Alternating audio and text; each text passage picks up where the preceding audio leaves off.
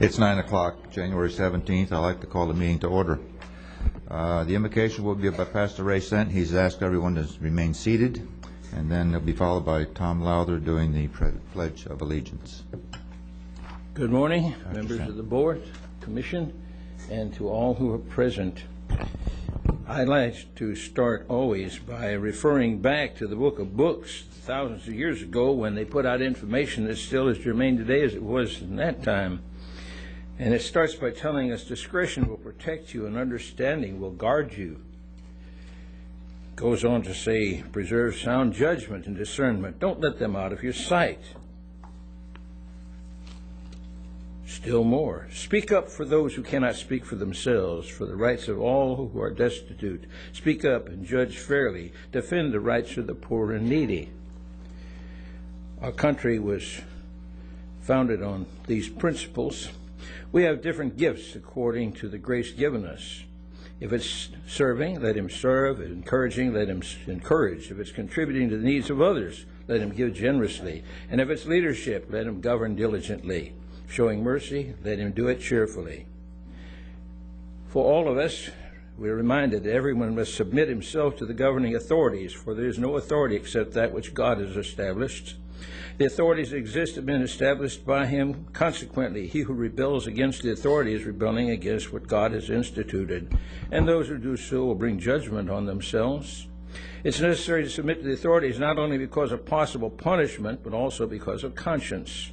This is also why you pay taxes, for the authorities are God's servants who give their full time to governing. Give everyone what you owe him, and if you owe taxes, pay taxes. If revenue, then revenue. If respect, then respect. And if honor, then honor.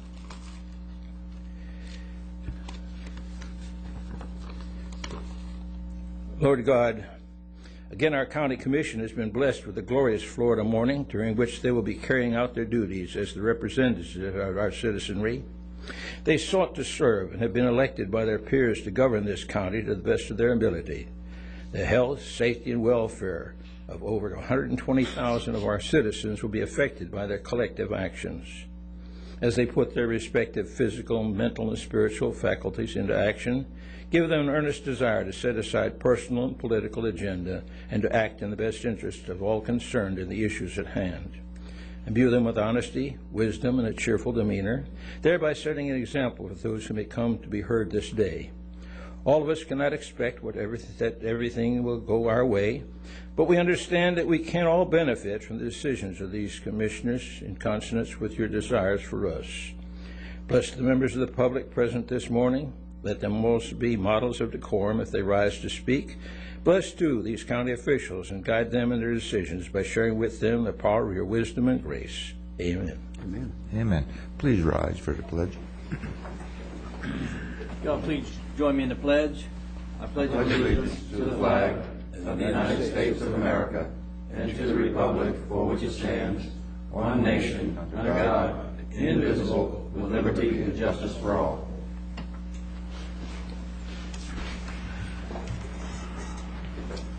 Item number 4, additions, deletions to the agenda.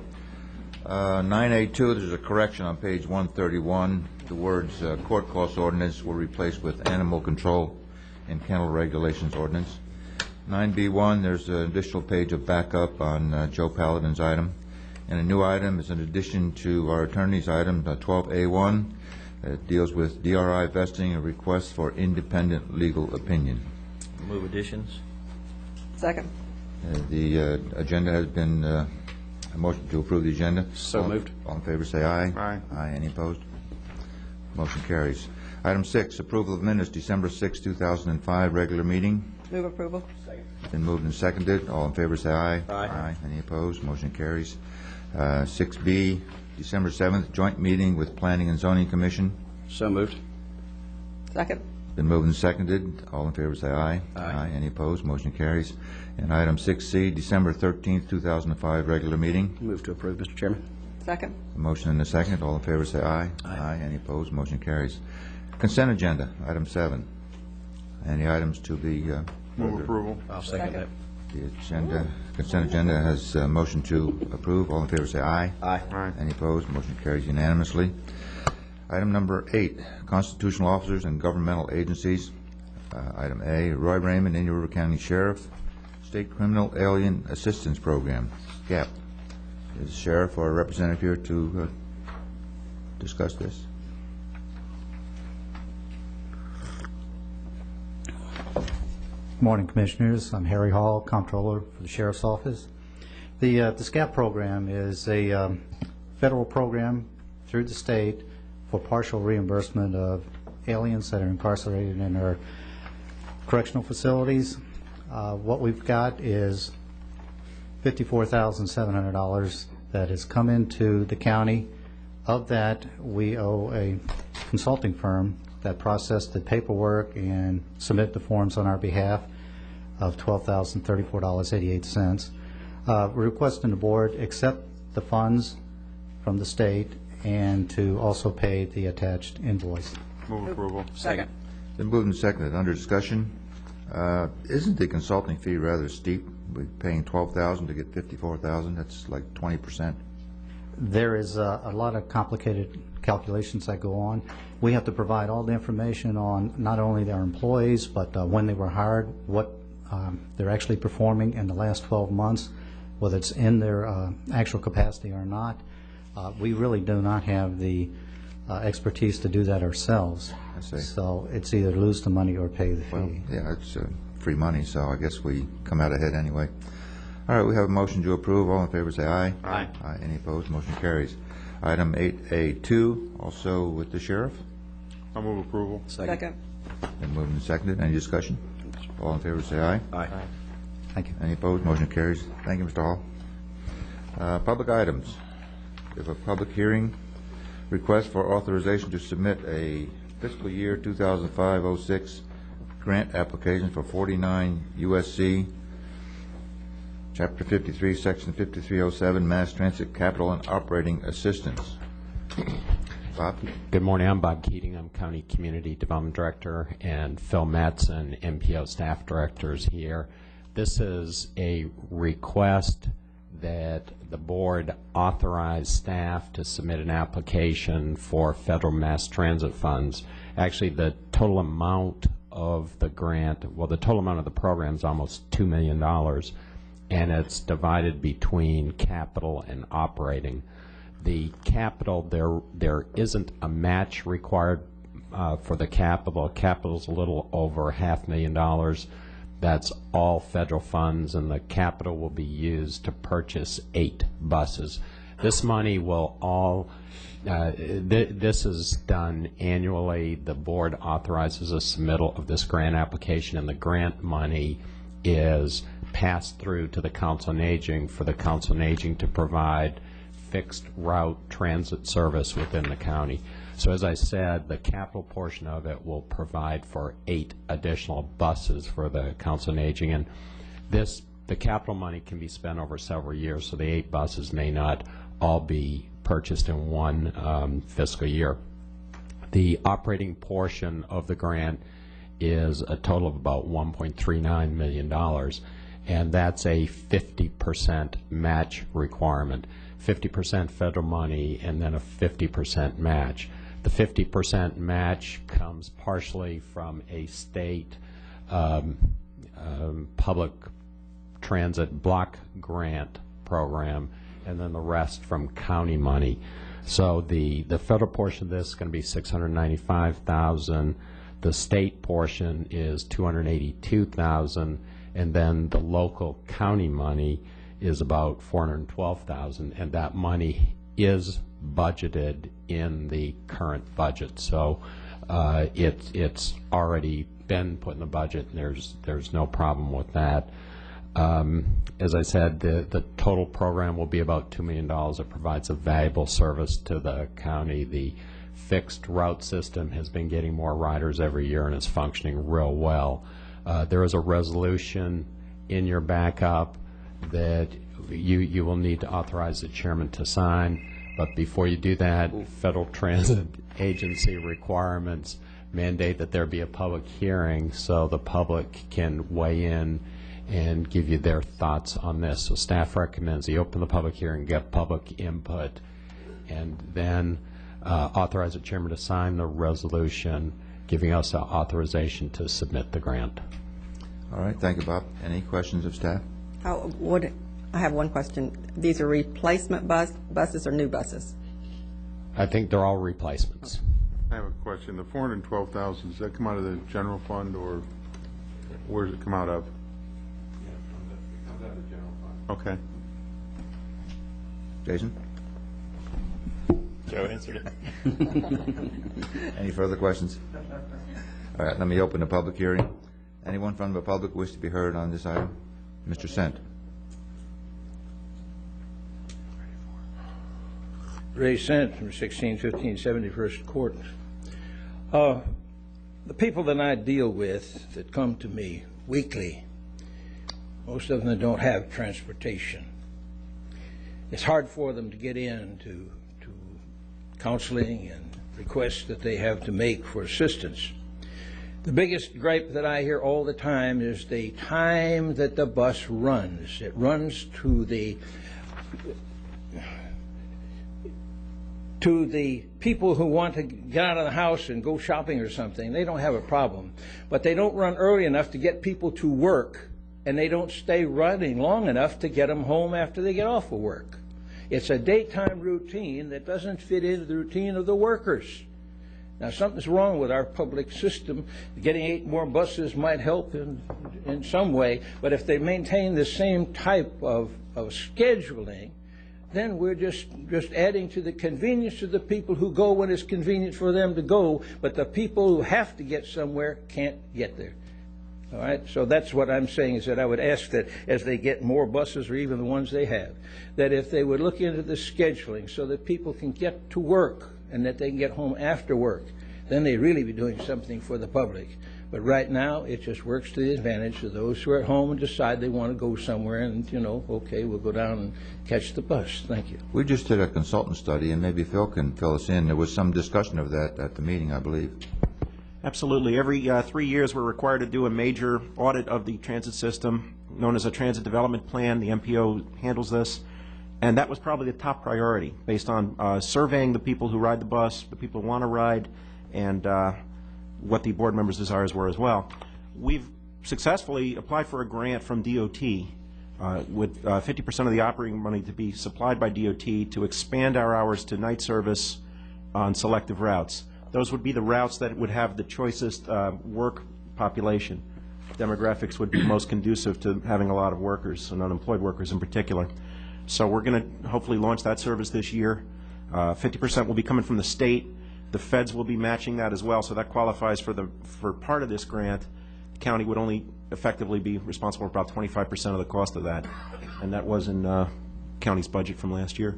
Okay. So we'll look forward to launching that on a selective basis and seeing how it goes for probably 4 routes this year. Thank you. All right.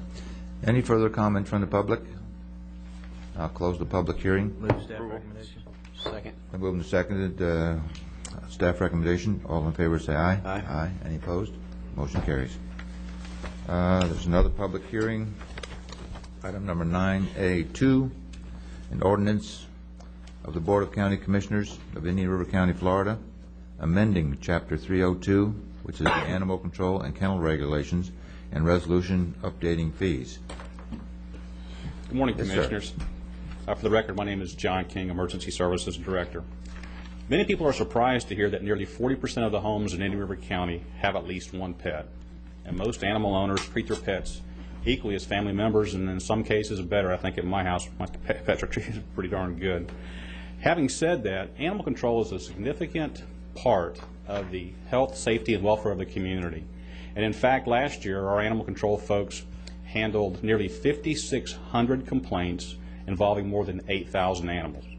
Now, having said that, the only entity that can regulate animal behavior other than the animal owner is the county commissioners. So we have regulations to make sure that the subdivisions and the communities are safe. Generally speaking, staff is here before you today seeking to amend the ordinance in 3 areas. The first is we're trying to clarify the language that requires the pet owner to provide food, water, and shelter to their animals. And this seems to be one of the things that we deal with the most is the definition of a shelter. Real-world explanation from somebody might be that my car in the front yard is shelter for my dog. Now, we say that's probably not fair to the dog, and it's probably not fair to the neighbors either.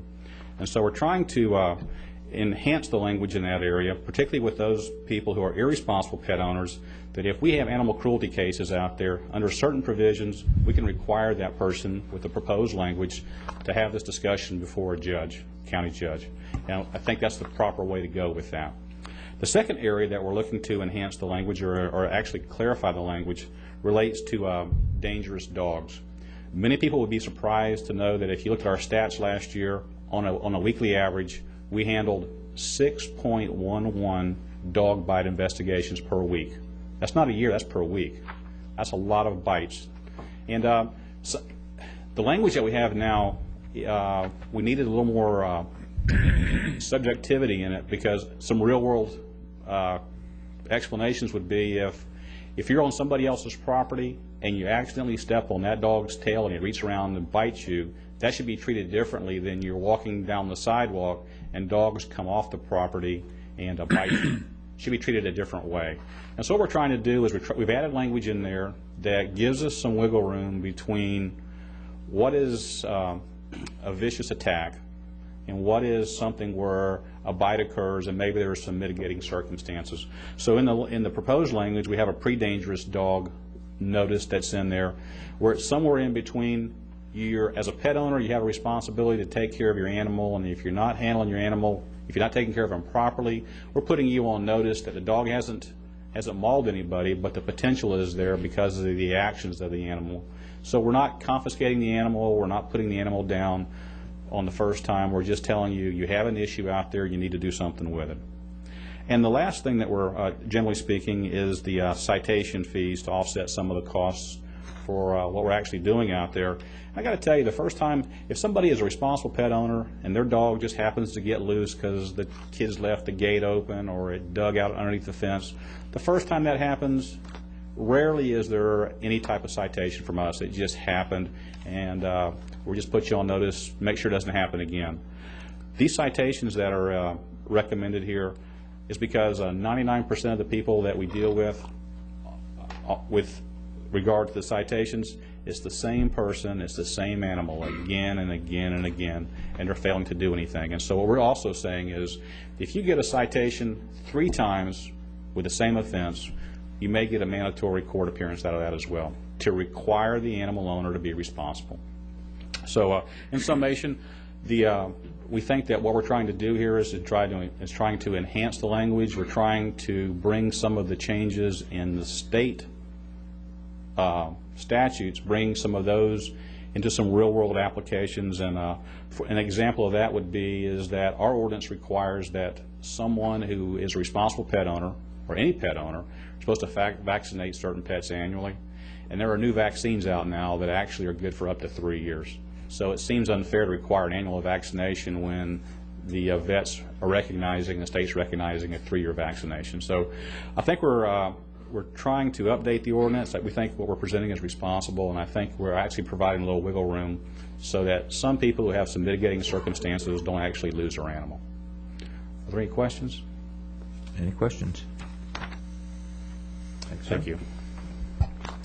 All right. This is also a public hearing. I'll open the public hearing to anyone from the audience who wishes to be heard or has questions about the animal control ordinance. Mrs. Carlson. Hi, Joan Carlson, Humane Society of Vero Beach in Indian River County. We just want you to know that the Humane Society does support the changes to the ordinance and also the increase in fees. We feel very strongly that animal control has essentially 2 roles. One is, of course, enforcement when people are irresponsible and violate the law. The other is education. And I think with the ordinance and with the waivers that are involved, there is that educational process as well to help people be more responsible with their pets.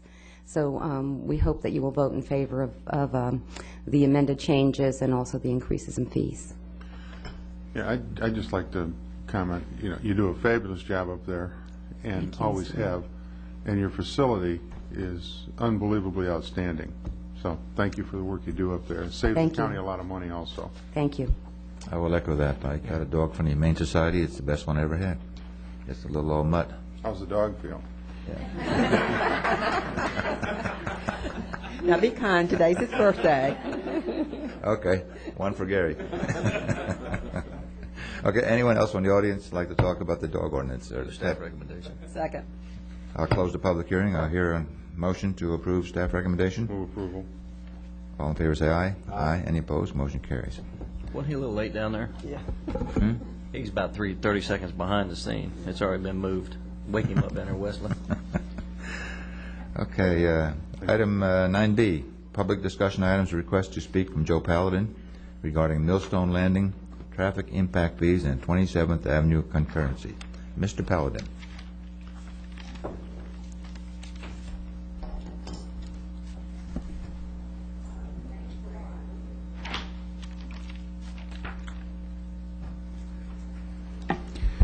Good morning. Joseph Paladin at 730 Commerce Center Drive, Sebastian, Florida, 32958.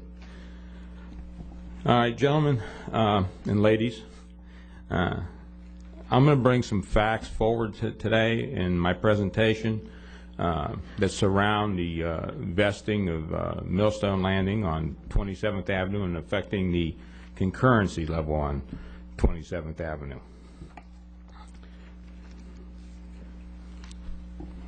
Starting out, basically, Millstone Landing submitted an application for vesting their project on the 3rd of October, which happens to be a day before our ordinance on October 4th. So upon saying that, that application, when submitted, didn't go through because there was no concurrency available at that time for them to vest. Meanwhile, on October 4th, our ordinance was voted on 5-0 by the county commissioners to support that ordinance.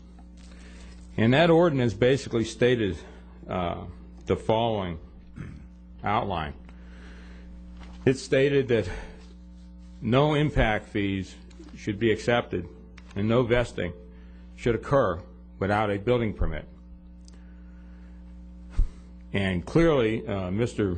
Baird and several commissioners brought forward the intent of that was to prevent any large out-of-town developers from coming into our area and banking concurrency was a term that was used that day, or tying up the concurrency for other local or smaller developers that were already in progress or people that were going to be in a problem pulling a building permit. Because if there's no concurrency, there could be a subdivision that was done, maybe half of it's built out, and the other half, the lots are there, and you wouldn't have any idea that you had a concurrency problem until you went to pull a building permit. Having all that concurrency tied up would prevent that from happening and put the county in a negative position and also the people in a negative position. Okay, having said that, and moving forward, after that meeting on October 4th, through several other items that you have on your backup material, which I assume you have in front of you there.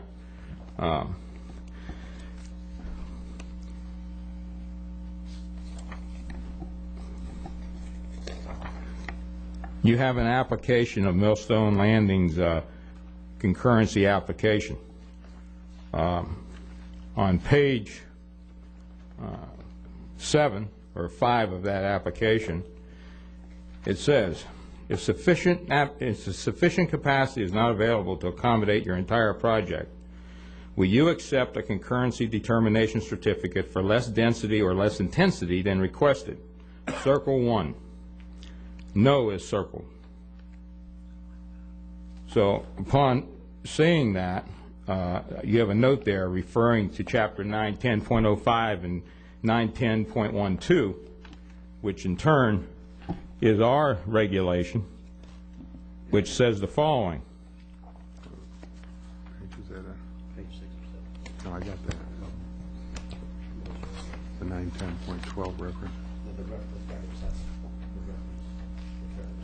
I'm looking for it again. I want to see the again.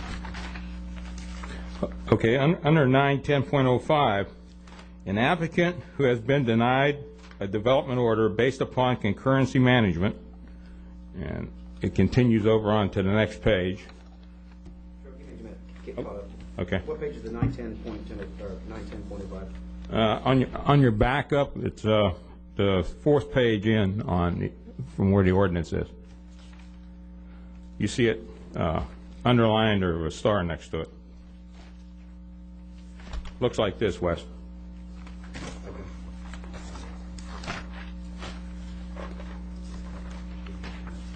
There we go. It's the memo it's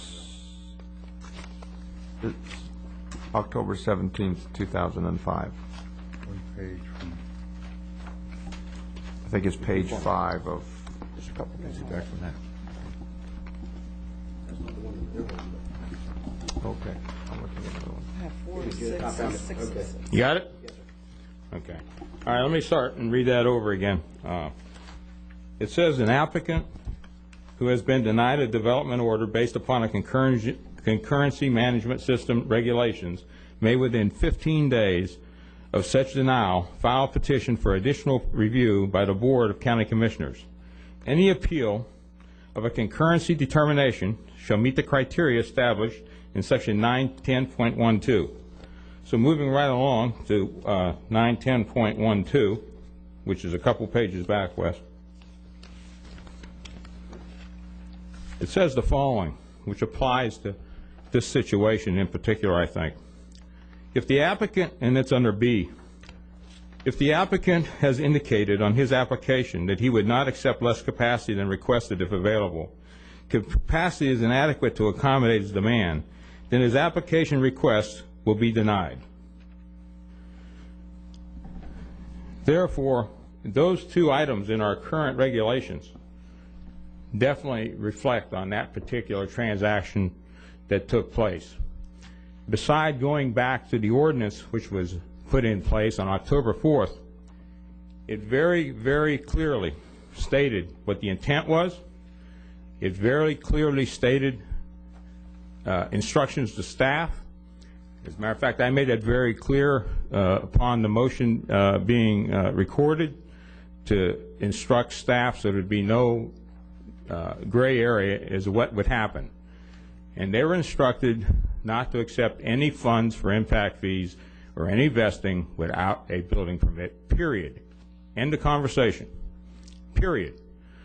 Now, this clearly didn't meet that criteria. This clearly doesn't meet the criteria of the ordinance we already had in place, or our regulations we already had in place, 910.5, 910.12. It clearly didn't meet any of those. And then furthermore, moving right along, I have copies of the minutes from that meeting, but what it says here, it says under the minutes here, that Administrator Baird explained the dilemma to staff who have met with local builders and the hardship created by the commissioners by developers buying large numbers of capacity. He feels they should be discouraging the banking of capacity and that impact fees should be paid at the time of applying for a building permit. Very clearly stated. On the next page, you see under where it says Attorney Will Collins' comments. In all due respect to Mr. Collins, he did state that he's not a big fan of a pending ordinance doctrine, but upon saying that, he went further. He said to keep it simple. He says you cannot vest until you get a building permit, and you cannot pay the impact fees until you get a building permit, period. He made it very simple, and that was the basis for the motion that went on. And then going on upon directions to staff, staff is directed not to accept vesting or the payment of impact fees until a building permit is obtained. I don't think it could be any clearer than that. Moving along, a letter dated October 17th to Chris Moore from Jeffrey Bass, a traffic analyst, says Indian River County Traffic Engineering is in the receipt of a concurrency application from the Millstone Landing subdivision. Based on the county's linked detailed report dated October 17, 2005, roadway capacity is not available in the following links. 5 links are listed, very clearly stating there was no capacity at that time. Now, we have another letter dated October 12th to Mr. Will Collins from Millstone Landing. And I'm not going to read the whole letter. It's a couple pages long, but a couple of things that stands out in that letter to me is on the second page. I mean, of course, on the front page, it legally is putting the county in a position to admit that they have a legal application. But the implication of that doesn't make it right. And that's what I'd do if I wrote the letter too, but it doesn't mean a whole lot to me. On the second page is a part that concerns me a little bit. It says, I believe the above, in the second paragraph, I believe the above reflects the understanding reached at yesterday's meeting. Now, if this is dated the 12th, that would make the 11th that they negotiated this letter or talked about this letter, which was clearly a week after the ordinance was already brought before you. And also in this letter, it says that they elect to go forward at their own risk, even though they realize there's no capacity available. Going a little further here,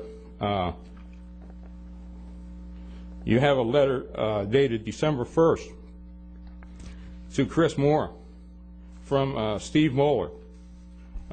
He says that in the second paragraph, based on the information submitted herewith, it is our understanding that you can sign off on the Millstone Landing initial 5-year concurrency application. It's a false statement.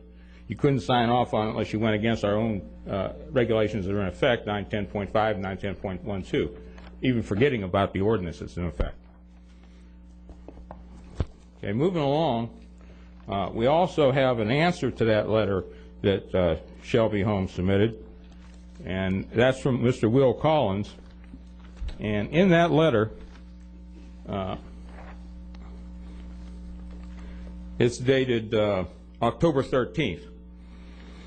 In the third paragraph on the front page, starting with one thing I would note is that although the county has the ability to adopt level of service E+20, even in the face of a state finding of noncompliance, it may not wish to do so because of the state financial sanctions that can be imposed upon this county. Second page. Also, please note that Mr. Shelley has requested that at such time that level of service E+20 is approved, the county will calculate and advise Shelby of the amount of impact fees due and owing to fully vest the Millstone Landing project. Still no mention of a partial vesting, still no mention of anything but a full vesting of that project. Full vesting never took place. And what I'm saying to you all is I think that if when we adopted E+20, I think if you were told that if we put E+20 on 27th Avenue, that we would be making room for one out-of-town developer to come in and partially invest his project and take up all the concurrency like it was before we did that, I don't think that one of you county commissioners would stand up and support that. And if one of you would, I'd like to see it. I think that when we adapted that E+20, when we talked about E+20, we talked about taking this on as more or less a temporary measure to keep the county moving and keeping the building permits being approved and not stopping anybody that was in the progress of doing their developments, to keep the economy as smooth going as we possibly could during these times. I think that was the intent of us adopting E+20, not to adopt E+20 to entertain the advantages of one certain individual or one certain company. That's what I believe, and I believe that that was your intent. And I think that this vesting was done wrongly and incorrectly. I don't think it's a valid vesting, and I think that concurrency should be put back on our links and should be put back in place so all developers and builders could fairly work towards getting their building permits and continue building until we can make some arrangements to get our road program in effect. I don't think that in the view of the things we've heard in the last couple months of everybody that's new here deciding they want to work with us, everybody wants to work together, all the attorneys want to help us. If this is their idea of working together, I don't agree with it. I don't think that's what we had in mind when we were talking about wanting to work together. And, you know, I would offer some options. I hate putting my county in this situation. but I feel that I'm bringing the facts forward, and the situation occurred before I brought this forward. That's why you're in this position. And I think if it was brought before the county commission before this, I really believe in the 5 people I have setting up here. I don't think that this would have happened. I can't believe that 3 out of the 5 year any of you would have voted for this and put this in the situation it is. Having said that, the only reasonable solution that can come out of this, besides the fact that I think this vesting should be overturned, is that if truly everybody wants to work together, the county, Mr. Shelley, other big developers and people coming in here from out of town, I don't know if we want to list the people who already filed all those lawsuits against us or not, but if we truly want to work together, they should come forward and voluntarily be willing to give up this vesting and maybe take a phase 1 of their vesting, because this project started out as a phase project, not a 1-phase project. And they could continue forward at this time. And then if the county's sincere in their road program and going forward and working together with everybody, the county should make a statement that maybe they can guarantee, or as close as any guarantee can be, that they plan on pushing their road program. They plan on pushing forward everything to make it work, and that they would make sure that there was concurrency available at the time that they used up their concurrency on phase 1 or phase 2, and they would have that in place so they could continue onward. And I know that's sticking your neck out for the county, but they say they want to back this road program, so they want to support it, so support it. And they say, Shelley says he wants to work with our county. Show me. This is my suggestion, and I'm just bringing these facts forward, and I look forward to hearing your comments on it, and I'd like to be able to answer any questions that you have or any questions that come up on this subject. Thank you. Thank you, Mr. Paladin. Good report. Any questions of Mr. Paladin? Mr. Chairman? Yes, sir. I've got one question, I guess, to Mr. Collins. Yeah. And based in the minutes that were read that Mr. Paladin had just mentioned to the public, and we, I think, had given that charge to staff that you cannot vest until you get a building permit, you cannot pay the impact fees until you get a building permit. How much simpler can that get? That's simple, and that's what we wanted. But what happened was applications were made prior to the time that that simple directive was given, and those applications that were already received were processed. Mr. Chairman. I think we have a chronology. Let us explain what staff did, because we have a... Not yet. We have questions of Mr. Paladin. Go ahead. Actually, mine goes to Mr. Collins also. Go ahead. Yes.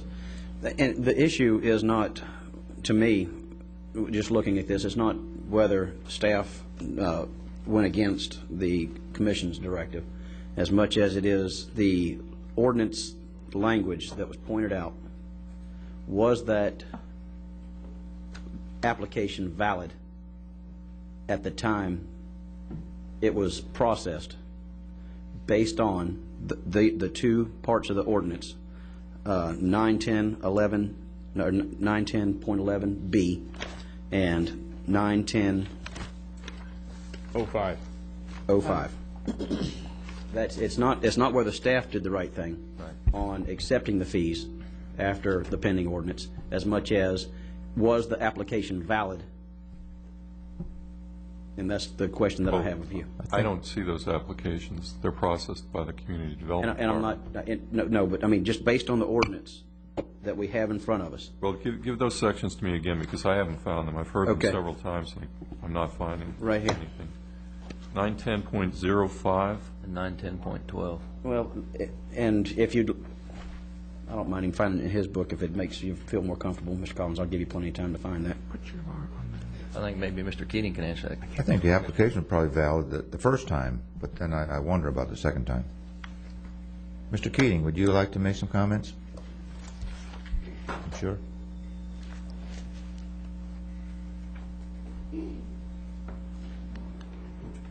Well, the first one that's tabbed here says if the applicant's denied, he can appeal the decision. The applicant wasn't denied, so I'm not sure that really has any meaning.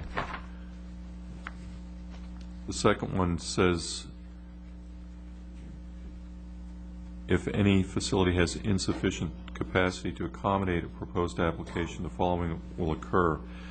and they skip over A to B, if they've indicated that they would not accept less capacity than requested, if capacity is inadequate, then his application would be denied. And I think Mr. Paladin pointed out that their request said that they wouldn't accept less than available capacity. The letter from October 12th stated that the county acknowledged that Shelby submitted a valid application for 613 homes, and I think the memo I wrote the next day or two said they can only get what capacity is available, no matter what they submit for. We can't vest more than the existing capacity of the road at E+20, the new standard. And how that, if they can't get all of it, it will be deemed denied. Have to let Bob say how they review or apply that.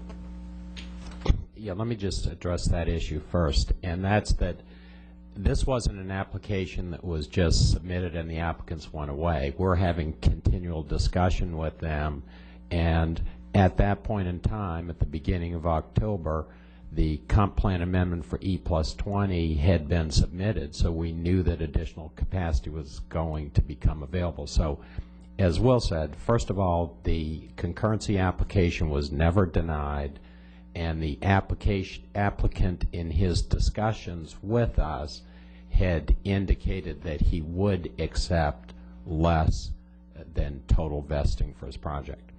But if you'd like, let me just walk you through the timeline for this project, because this is not a project that just showed up on October 3rd, and I think that's important to note. Really, Millstone started over 2 years ago. They had their pre-app conference in October of 2003. Then they went to the technical review committee, and this is a procedure that is consistent with all types of PDs. After TRC, they got TRC comments and resubmitted. We're now about 5 or 6 months into the process. In March of 2004, they went to the Planning and Zoning Commission, and the P&Z made a recommendation on their conceptual PD. Then it came to the board a year after their pre-app conference, and the board granted conceptual approval for the overall PD. Now, in this case, the applicant opted to separately go through the conceptual plan process and then consecutively, instead of concurrently, going through the preliminary PD process. So they went to the Planning and Zoning Commission in November 2004 and got preliminary PD approval. And it was pretty soon after that that they applied for a land development permit. And the land development permit is the detailed engineering drawings for the several hundred acres that they're developing there. And that went through, it probably went through several submittals and resubmittals, and it was, the LDP application was in December of '04, and then a developer's agreement was approved for Millstone in July of '05, and the land development permit was issued in September of '05. So what happened is they were proceeding diligently through this entire process and meeting the time frames that projects like this pretty much always do. And that's when they submitted, on October 3rd, they submitted their CCI 5, their concurrency application. And I don't think they had any knowledge that the pending ordinance was going to be brought up the next day. This was in the normal sequence of events. And as you can see from the timeline, the traffic review was pretty soon after that. About 2 weeks after that, it determined that sufficient capacity was not available, and at that time the application was put on hold. It wasn't denied, and one of the memos Mr. Paladin referenced in there from Jeff Bass to Chris Mora actually says he recommends that the application be put on hold, and that's what was done. It wasn't denied at that time. Basically, the concurrency was released in December. That's after the E+20 went into effect. Capacity was available for less than the total number of trips that Millstone had required, and after the impacts fees were paid, and then the water and sewer capacity charges were paid, the final concurrency certificate was issued on December 12th. I think this is a normal sequence for a project like this, and I think there are some unusual circumstances in the sense that we're going through a transition period where the capacity wasn't available. We knew it was going to be available, but we processed this application consistent with the regulations we use for all of them. We were in contact with Mr. Collins the entire time, and I think that we acted appropriately and did this correctly. Mr. Chairman. Davis, you have a question? Yes. So then what you're saying is somewhere you have something from the developers of Millstone Landing requesting partial concurrency vesting versus full. I don't think we have anything in writing. So what we have then is we have the county offering everything we had available. No, we were having a continuing dialogue, I think, where they agreed to take less than the total capacity. Which was the amount we had available after the E+20? Correct. Total amount. The day it was Total applied. amount. Correct. Now, the E+20 was put into effect to accommodate development generally. It wasn't for any project-specific or local developers as opposed to... Right, and that's kind of my point. It was in general some protection, but it was usurped by one entity the day before this commission tried to do something about it. Well, the application was signed of September 30th. The transmittal letter came in to the Community Development Department October 3rd, and I can't see that as an attempt to circumvent because nobody had any notice of the pending ordinance doctrine that it was coming up. I think they just submitted it in the normal routine of things, and when applications are in and are complete before regulations change, we've typically processed the ones that are complete at that time. I need a little clarification. So I'm trying to follow this timeline, may I? Go ahead. I got about 3 or 4 questions. The first is where it says no, and then going as far as getting sufficient capacity, and they said no, they didn't want to accept anything less than that. And then the reference that was brought up earlier, 910.12, said that if that's the case and the application's denied. Is that correct so far? Yes. Okay. Second, when they submitted this... Let's clarify that. That means at that point it was denied. No, we didn't deny it because in the period before traffic made their determination, we had had a continuing dialogue, and Millstone had indicated that they would accept less. I don't think that... Is there anything in writing or anything to substantiate that? Or is No, it I all don't verbal? think there is. I mean, we're handling hundreds of applications that we're dealing with. I'm not sure a lot of people do understand what we're dealing with. We've got moving targets. We've got a bunch of different applications. We've got different processes. And we're trying to keep a lot of balls in the air at the same time. And we're kind of in unfamiliar territory, because until recently we haven't had to deal with capacity not available or capacity at the edge. We've had concurrency for 15 years, and we've got a good system, we've got a good database, and I think we do it better than any jurisdiction in the state. Did you say the application was put on hold then? One at a time. Yes. Okay. Yes. Gary does have the floor, but I just want to clarify what he has said, that they circled no, and then 910.12 said, then it's hereby denied. Is that what you read? I wanted to understand that clearly. Next Gary, question is... can I just... Wait. Gary has the floor now. I know, but he's just now said... Gary has the floor. Okay. Next question is, October 17th, Mr. Morrow said there was no capacity, right? That was based on what? And I have a follow-up to that also. I want to make sure I understand the continuity here. Sure. Chris Morrow, County Traffic Engineer. Yes, when we evaluated their application originally and wrote the memo on October 17th, it was based on the capacity on 27th Avenue that was in the system at the time, which was 850, 860 vehicles per hour.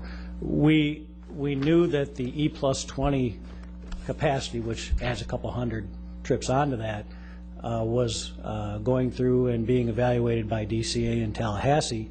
But more than that, actually, we knew that the new capacity, the higher capacity, was imminent. It was going to be approved at any time. And the date of the new capacity was what when we received it? From the DCA. I think it's November 21st. Okay. So, okay, let me go through. You had on 10-3, you had the request. We had the pending ordinance on the 4th of October. On the 17th, which was 14 days later, we had no capacity. Then November what, 4th? I think it was the 21st. 21st. Then November 21st, because of the E+20%, we had capacity. So we went back, and correct me if I'm wrong, but we went back to the application that, according to our own ordinances, from what I've read, should have been denied based on the fact that they said no, but there was some verbal conversation back and forth. And that capacity that was brought in over a month later was then given to an application that was submitted the day before the pending ordinance. Do I understand that properly? I'm not sure all the capacity was given to them. Well, the capacity that wasn't available before was given to them after the application was denied because there wasn't capacity. Then we found capacity later, and then they were approved. Yeah, as soon as that capacity became available, which is when we got notice from DCA that the E+20 would be approved, we put that into the system, and then Millstone Landing, they were the first in line to vest with that. So they're partially vest. So, and I assume was there other applications there? They were at the top of the pile, but by the same token, according to our ordinance, they should have been denied because they said they wouldn't take less than. I'm going by what's written. Right. But the thing is, too, even though they circle something on their application, that doesn't mean they can't change it verbally, has always been our position. We've been pretty flexible there. But they were not the only application. I think, Aqualago... There may have been, yeah, there were some others. That benefited from the E+20 that had been in the same position. They had been on hold and waiting, and they got it. They were pretty insignificant trip-wise compared to Millstone. The other thing I'd say, you know, and just as a comment, and then I'll be quiet, Mr. Chairman, but you know, it's these situations when we start splitting hairs that create the bureaucracy that we all hate to work in. But unfortunately, we are at the place where we're running out of capacity, so we are splitting hairs, and I think we're going to have to, the process is probably going to slow down even more because I think we're going to have to dot every I and cross every T and make sure everything is covered. We've got 4 lawsuits coming against us now, probably going to have several more. So at this point, I understand where you're coming from verbally, but I have to deal with what I see. Anyway, I think I have to deal with what I see in writing, and I understand you're, you know, working with the developers, and I actually agree with it. I just don't know when push comes to shove that we've got as many options on the table as we do when we're negotiating and push hasn't come to shove. I think what we're looking at as a staff is that under the rules, they had made application for concurrency before you passed the pending ordinance. Before. Now, we can't apply that rule retro. They had made the application before that's the danger of these pending ordinances. And they were denied. But well, they weren't really denied. What we were doing, the point I want to make. that's the point. They weren't really denied because we had meetings. I called them in our conference room because we had this dilemma. And what happened is they sent it, the letter September. We got it on the 3rd. Before that concurrency, they sent the concurrency. We gave the concurrency certificate on the 3rd, before the new rule went in effect. It's something that, and we felt we had to do that because a new rule was not in effect, and there was also all kinds of pending situations. But we felt. We met, I had everyone in the conference room, all my staff, my traffic engineers, Will, and we reviewed this, and we felt that the pending ordinance went in effect. They had a concurrency certificate under the old rules, so we had to give it to them. That, you know, when you have rules that change that fast, these pending ordinances are going to cause us problems in litigation. And we've got to be very careful with them. And they got in under the old rules, and they had sent it in before the 3rd. It got we approved it the 3rd. We didn't know there was going to be an added-on item, emergency item at that point. What do we say? We're not going to accept it because we know something's coming? We can't do that. We don't have that latitude. Explain item 5 and reference to 910.12 then, where it says if sufficient capacity is not available to accommodate the entire project, will you accept concurrency determination certificate for less density or intensity? And they said no. And if, as was pointed out, you go to 910.12 and it said that rejects the application. Does it? No. I don't know. I'm not a lawyer. Mr. Chairman? No. Sandra had a question. We've bounced this about several times, and I think I've asked you point blank, and I think you've asked point blank, and we both got separate answers. You used the word reject, and I heard you say put on hold. Now I want to know which one it is, reject or put on hold. We put it on hold. Our ordinance rejects it. Well, we need a clarification here. Was that a rejection, or was that just? But I think if you look at the timeline, what happened is the traffic review was done on the 17th, 2 weeks afterwards.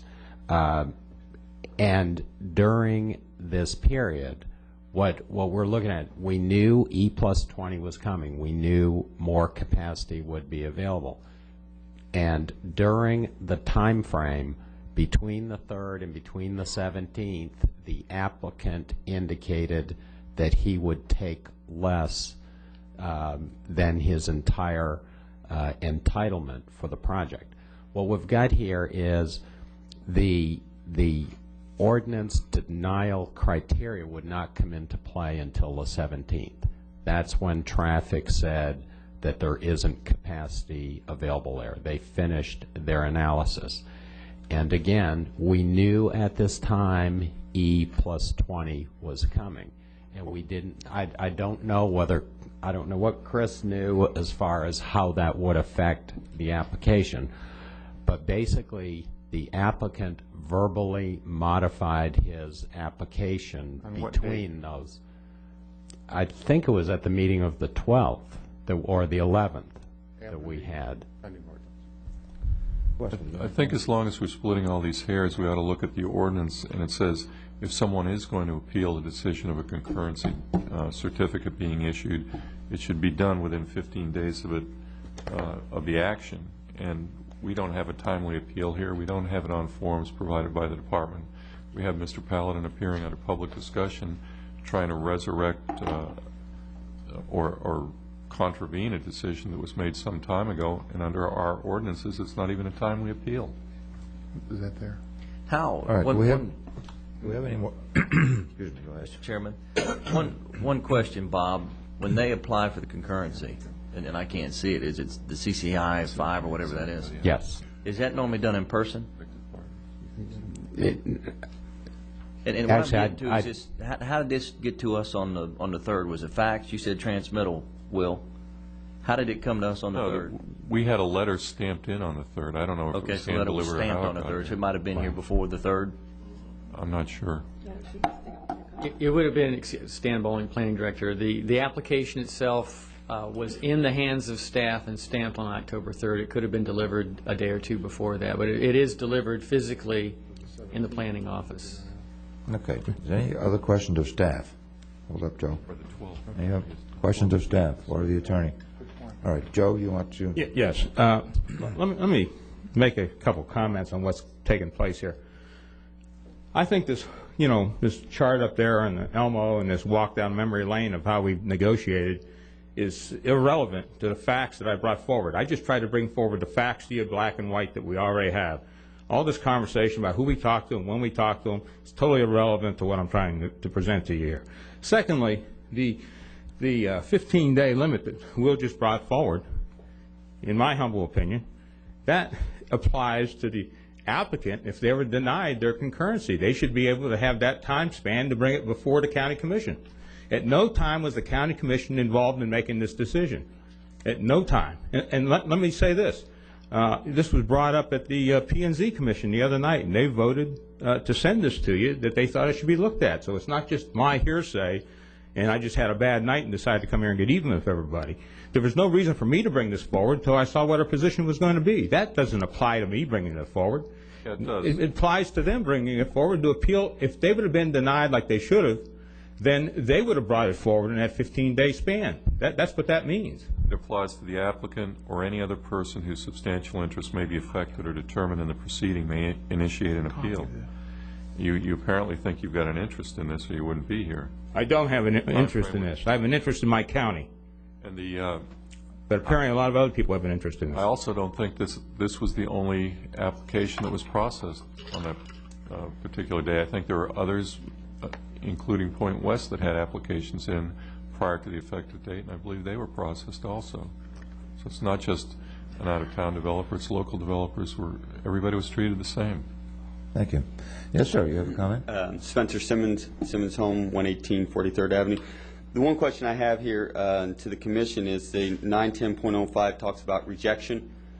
I don't understand. It seems like Bob Keating here decides what laws we're making here. Is it a rejection or a hold? I didn't hear anything about Bob Keating can at his discretion decide to put something on hold or not. You have an application, you fill it out, and then this is how it's done. The way we're told here is that basically Millstone Landing can put their application in, decide when the E+20 comes into effect, we'll take up all the roads.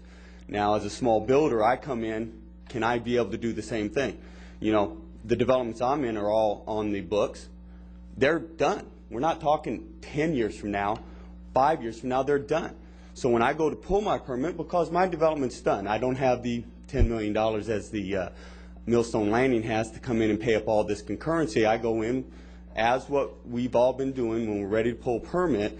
So can I change the rules here myself? Can I make a couple adjustments? Is Bob Keating going to say, oh, that's okay, Spencer, since the development was already in place and we knew that was going to be built out within the next year, we'll go ahead and let you pull the permit? No, he's not, because they've got their development of 600 homes, which they were, of course, was only able to do a little over 500 because the currency was not there.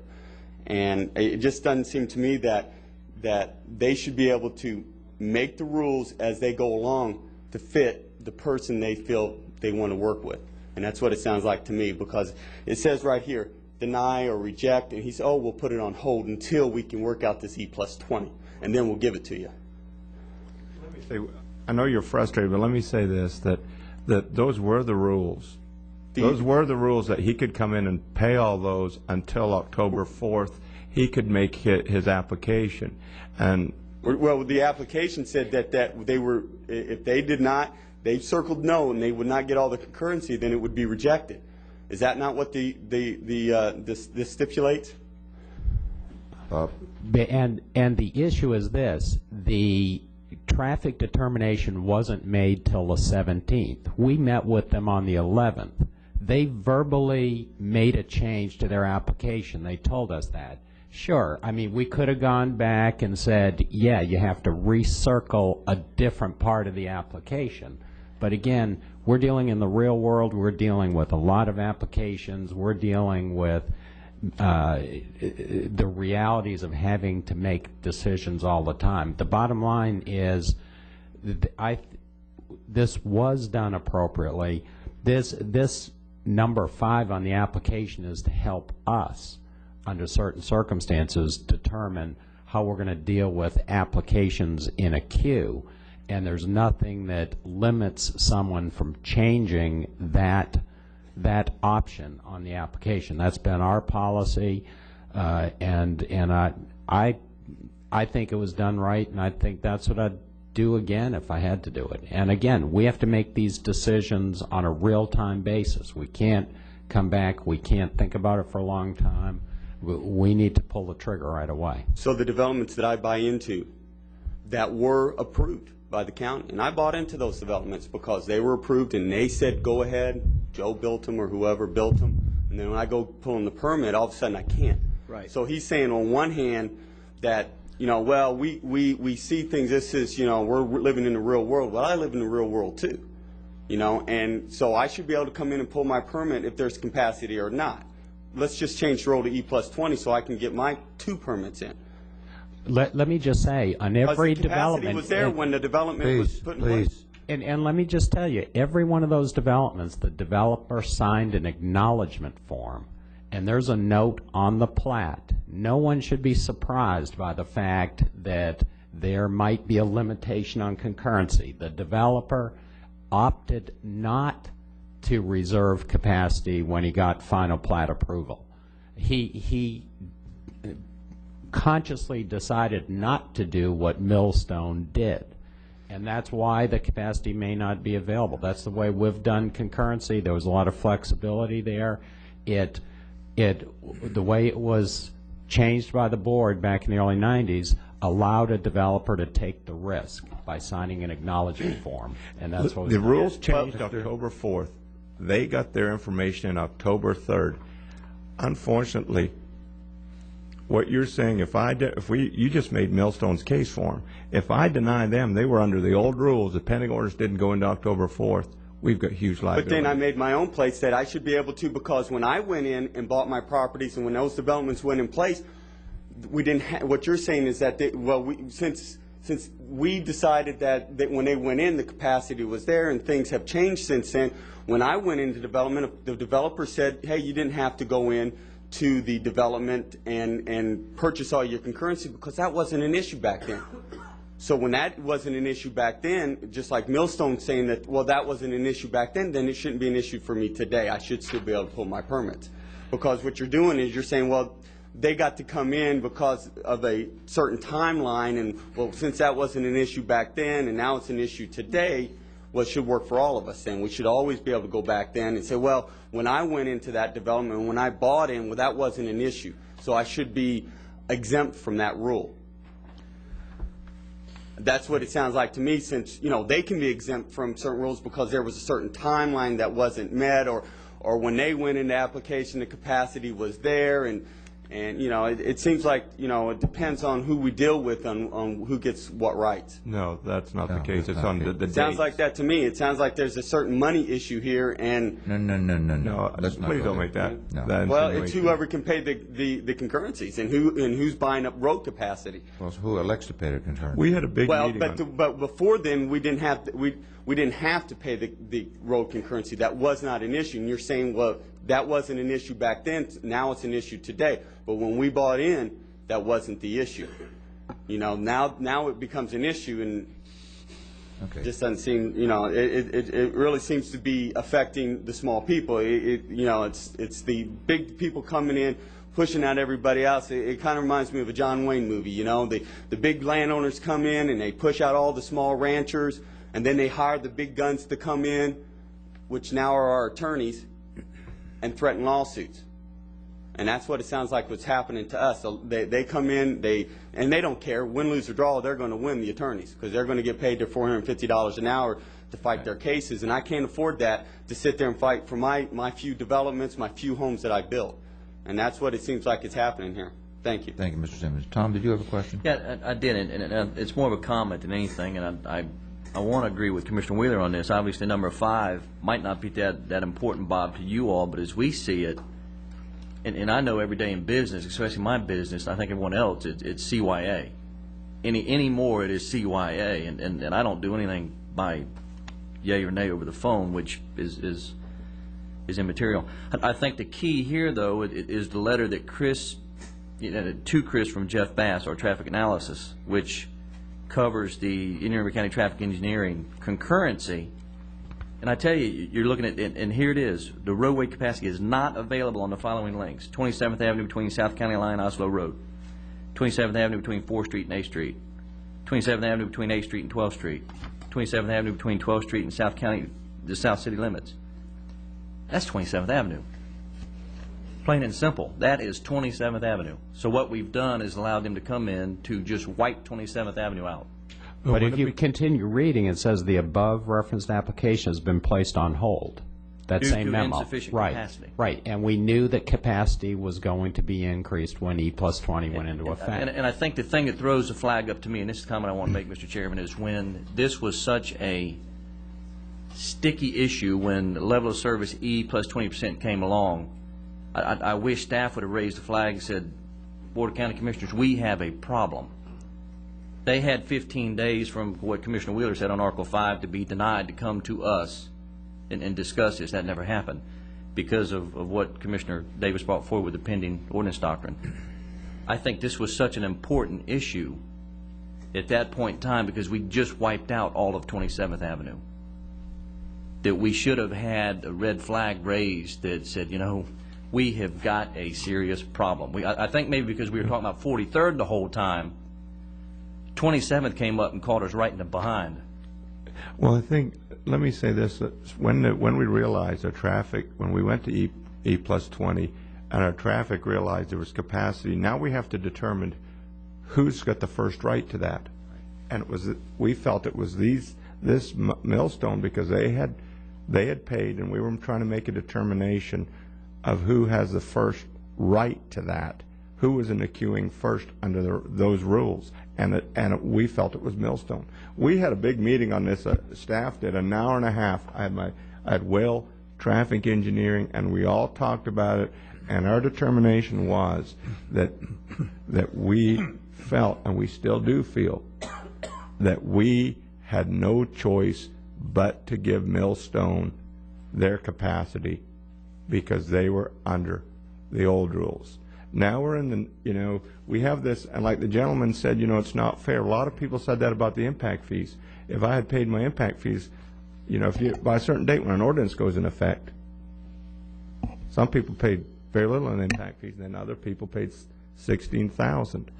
And those are the kind of things we face every day. We had a long hour-and-a-half meeting with staff to discuss this issue. This application, unfortunately, it came in, it was approved the day before.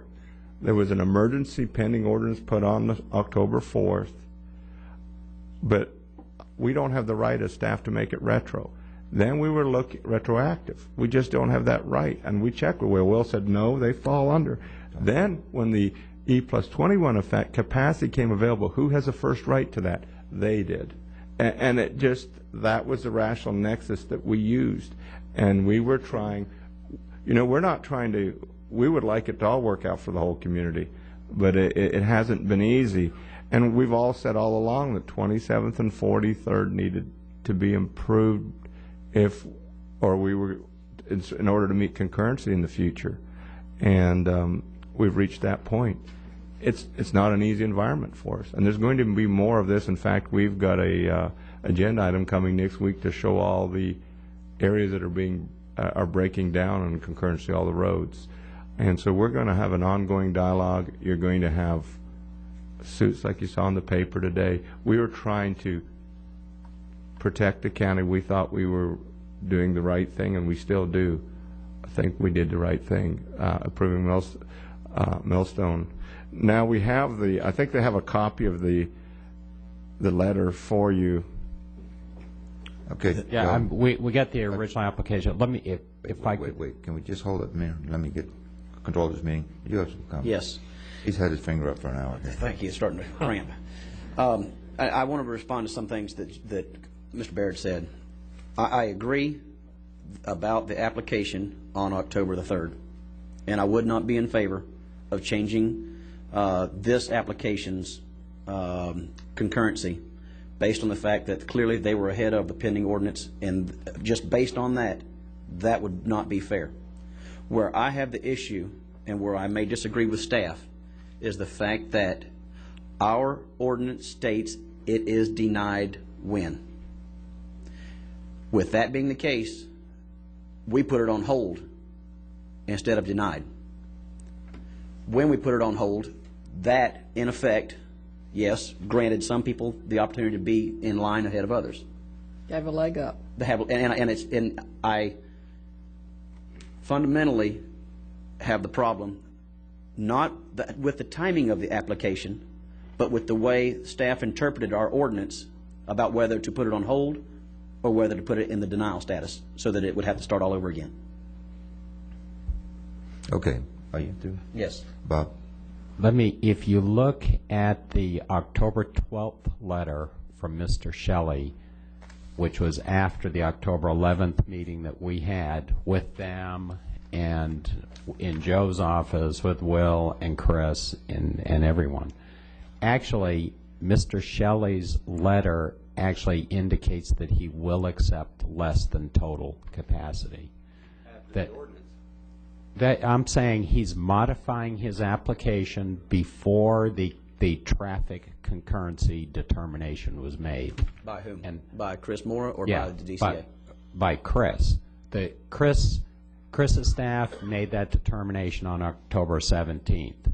And this letter is the 12th. It says that the county will calculate the amount of trips, and essentially it says Millstone will accept that.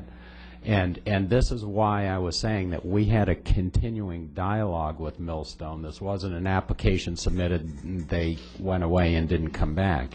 You know, this is complicated by several things. The E+20 having been approved by the board and waiting for final compliance determination by DCA. And like I said, the application that was submitted that we received on the 3rd and the meeting that we had on the 11th.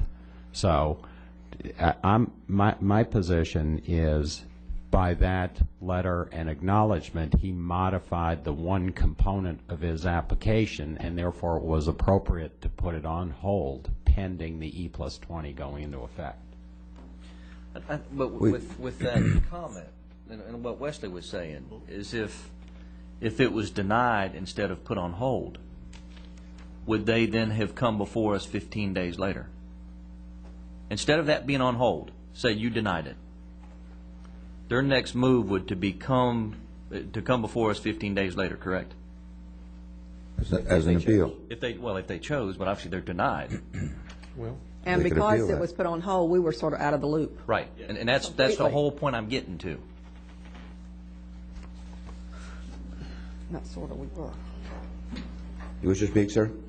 Yes, my name is Robert Shelley. I am, I guess, the villain on Millstone Landing. I find the whole hearing a little unusual, and I want to waive my appeal rights and such. I don't want to waive my appeal rights, but I do want to talk because I'm not going to get into legality of this and timelines because I'm not an attorney. I'm a builder. I build houses, as does Mr. Paladin, this other gentleman. We started working here in the county, working with the staff 2.5, 3 years ago. This is not the only project we're going to be doing in Indian River. We're doing another one up on Oslo and Emerson. We're doing another piece of affordable housing, as a matter of fact, up on the new initiative they'll be installing just south of the outlet mall. So we're very familiar with staff, working together with them, and probably 90% of what we've done with staff has been under verbal word. A handshake did mean a lot, and we committed to what we were going to do, and we did it. When we started this project, it was the linchpin, the central focal point of the whole South Road initiative. And based on that, what we did is we committed not only to doing a major amount of road improvements, turn lanes to 27 intersecting roads within our community, Lenage community, Sunlands community, Brackensham community, but we also donated about $3 million worth of land for the new school to be built. So I do take a little resentment towards what Mr. Paladin says, that we're out-of-towners coming into this community to eat up all your capacity. Quite to the contrary. We're not out-of-towners. I have to live up here as well. We're building quite a few homes up here, and we care about the community just as much as everybody else here does. This is not and should not be an adversarial relationship. We should be trying to work together to come to a solution on all this. We had no idea that on the 4th there was going to be a change of the code. We weren't aware of it because we're not noticed on these things, and it wasn't a noticed item. October 3rd, we were very happy to get our application in because we had waited so long for our land development permit to be signed off on. We had commenced sales on Millstone Landing. We have our sales trailer out there. Probably about 50% of the development work is well underway. What started out as a 9-section project is probably going to be done all at one time. All of the infrastructure, all the turn lanes, all the roads, and the school site will be completed in '06. We have close to 340 some odd sales in that community, which will increase the tax base of Indian River substantially. And what we thought we were doing was working with the county. We made a submission on October 3rd. We started to then have dialogue to see how to deal with these issues. We met with Mr. Baird, Mr. Collins, traffic, everyone else in the world in the staffing department to see how to work out the issues. We were not aware at that time there was any concurrency problems whatsoever, but we were aware of the fact that an application had been made for a comp plan change to Indian River. And based on the comp plan change, there was the possibility of inadequate supply, but with the E+20 most likely being accepted, that would have alleviated the problem. We did not get all of the concurrency we had asked for. However, at the request of traffic in these discussions and in these meetings we were having, and we talk about the fact that I was denied and not denied, the reason I wasn't denied, and I don't see that I was denied, was because we are presently having a new traffic study done by an independent traffic engineer. And the reason for this is when the capacities were established, and I believe Mr. Moore from traffic can verify this, they did not take into consideration with the E+20 all of the new improvements we'll be doing in that area, all the turn lanes, all the new roadways, all the distributions that will be taking place. So we have been asked to do that. Based on the new traffic studies and the preliminary reports we're getting, we have no reason to believe there won't be additional capacity being put onto 27th Avenue and some of these failing links. We don't have the report yet. We should be getting it momentarily. So we had no reason to believe we weren't getting it. However, we had been asked by the county to modify our application so it would take into consideration whatever capacity was going to be there at the time E+20 was granted. So this was not something that we overlooked. This was not something we circled in error. When we circled it, we were sure there was capacity. Staff was very cooperative with us and working with us and explaining the E+20, which we had no idea about. When we submitted on October 3rd, number one, we did not know that there was a potential ordinance change, and we did not know there was a comp plan change in the works. So we applied normally the way we would have through the course of the year. It was only after we made application that staff advised us to all of these issues taking place. But they also advised us to the fact that there was no reason to believe capacity was not going to be there.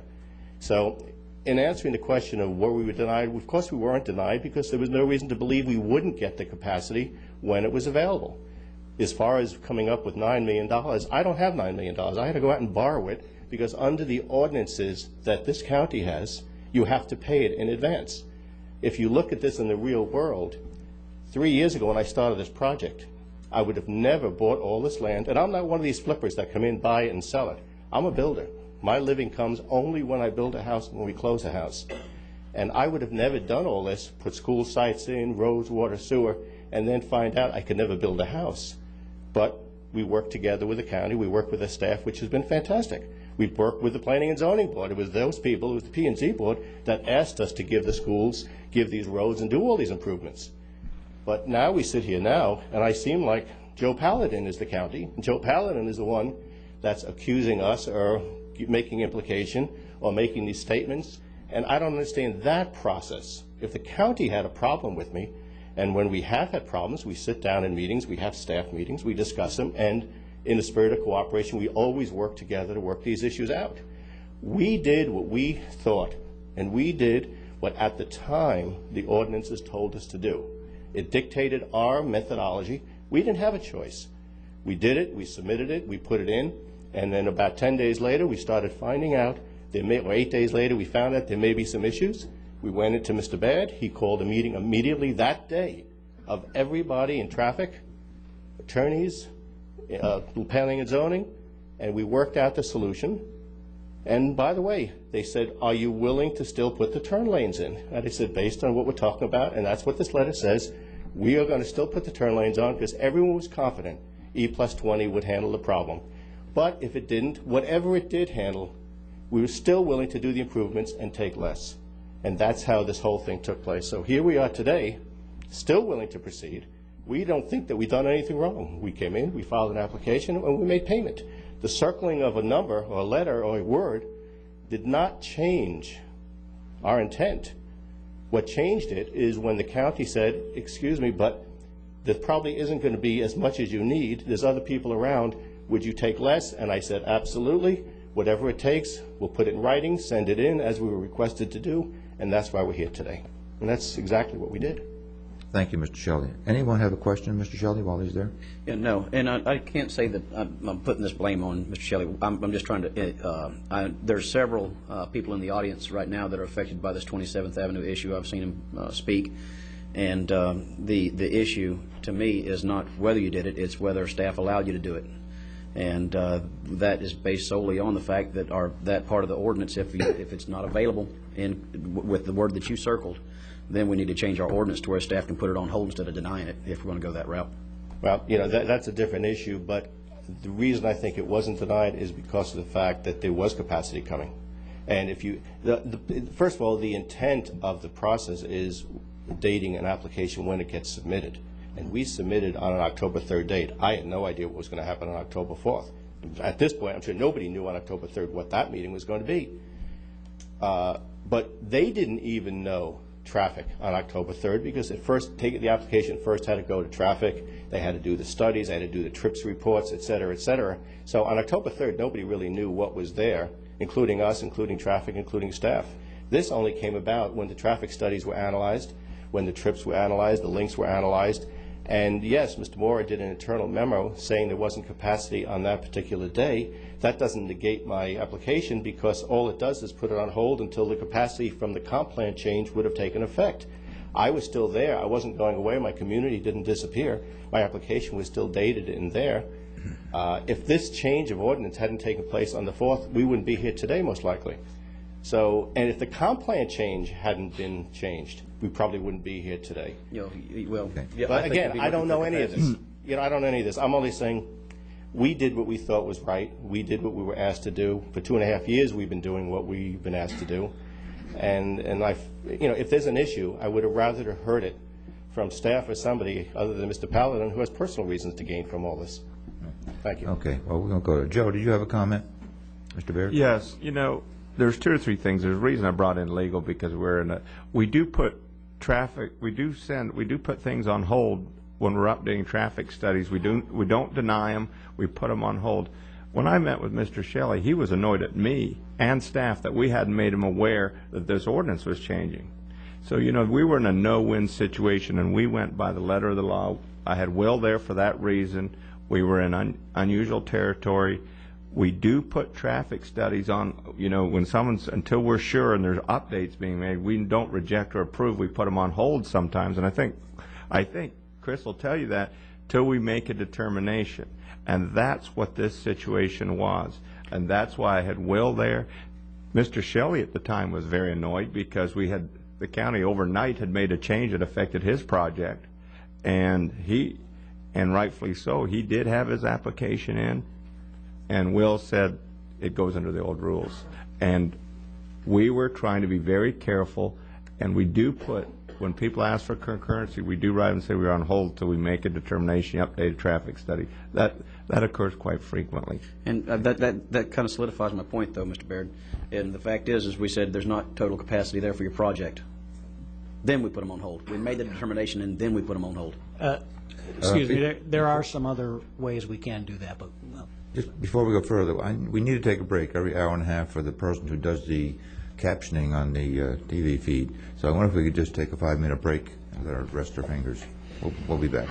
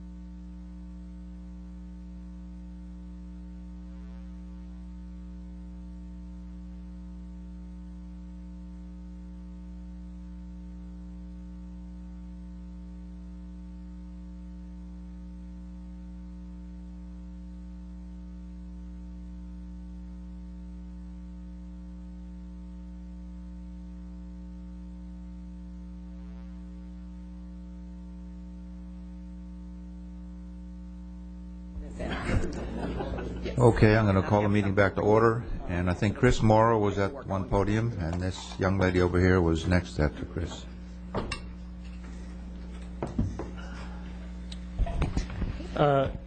Yes, Commissioners, I was going to talk a little bit about traffic studies, and we do, it's not unusual for us to put them on hold if we need additional information, if the applicant wants to update some traffic counts or do some more analysis.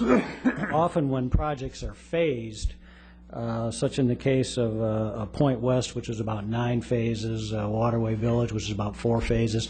I know we did put those on hold at different times to get more information or more analysis. So in this case, we wrote a memo stating that, but it's not unusual for us to do it without a memo and just request more information. Okay, thank you. Yes, ma'am.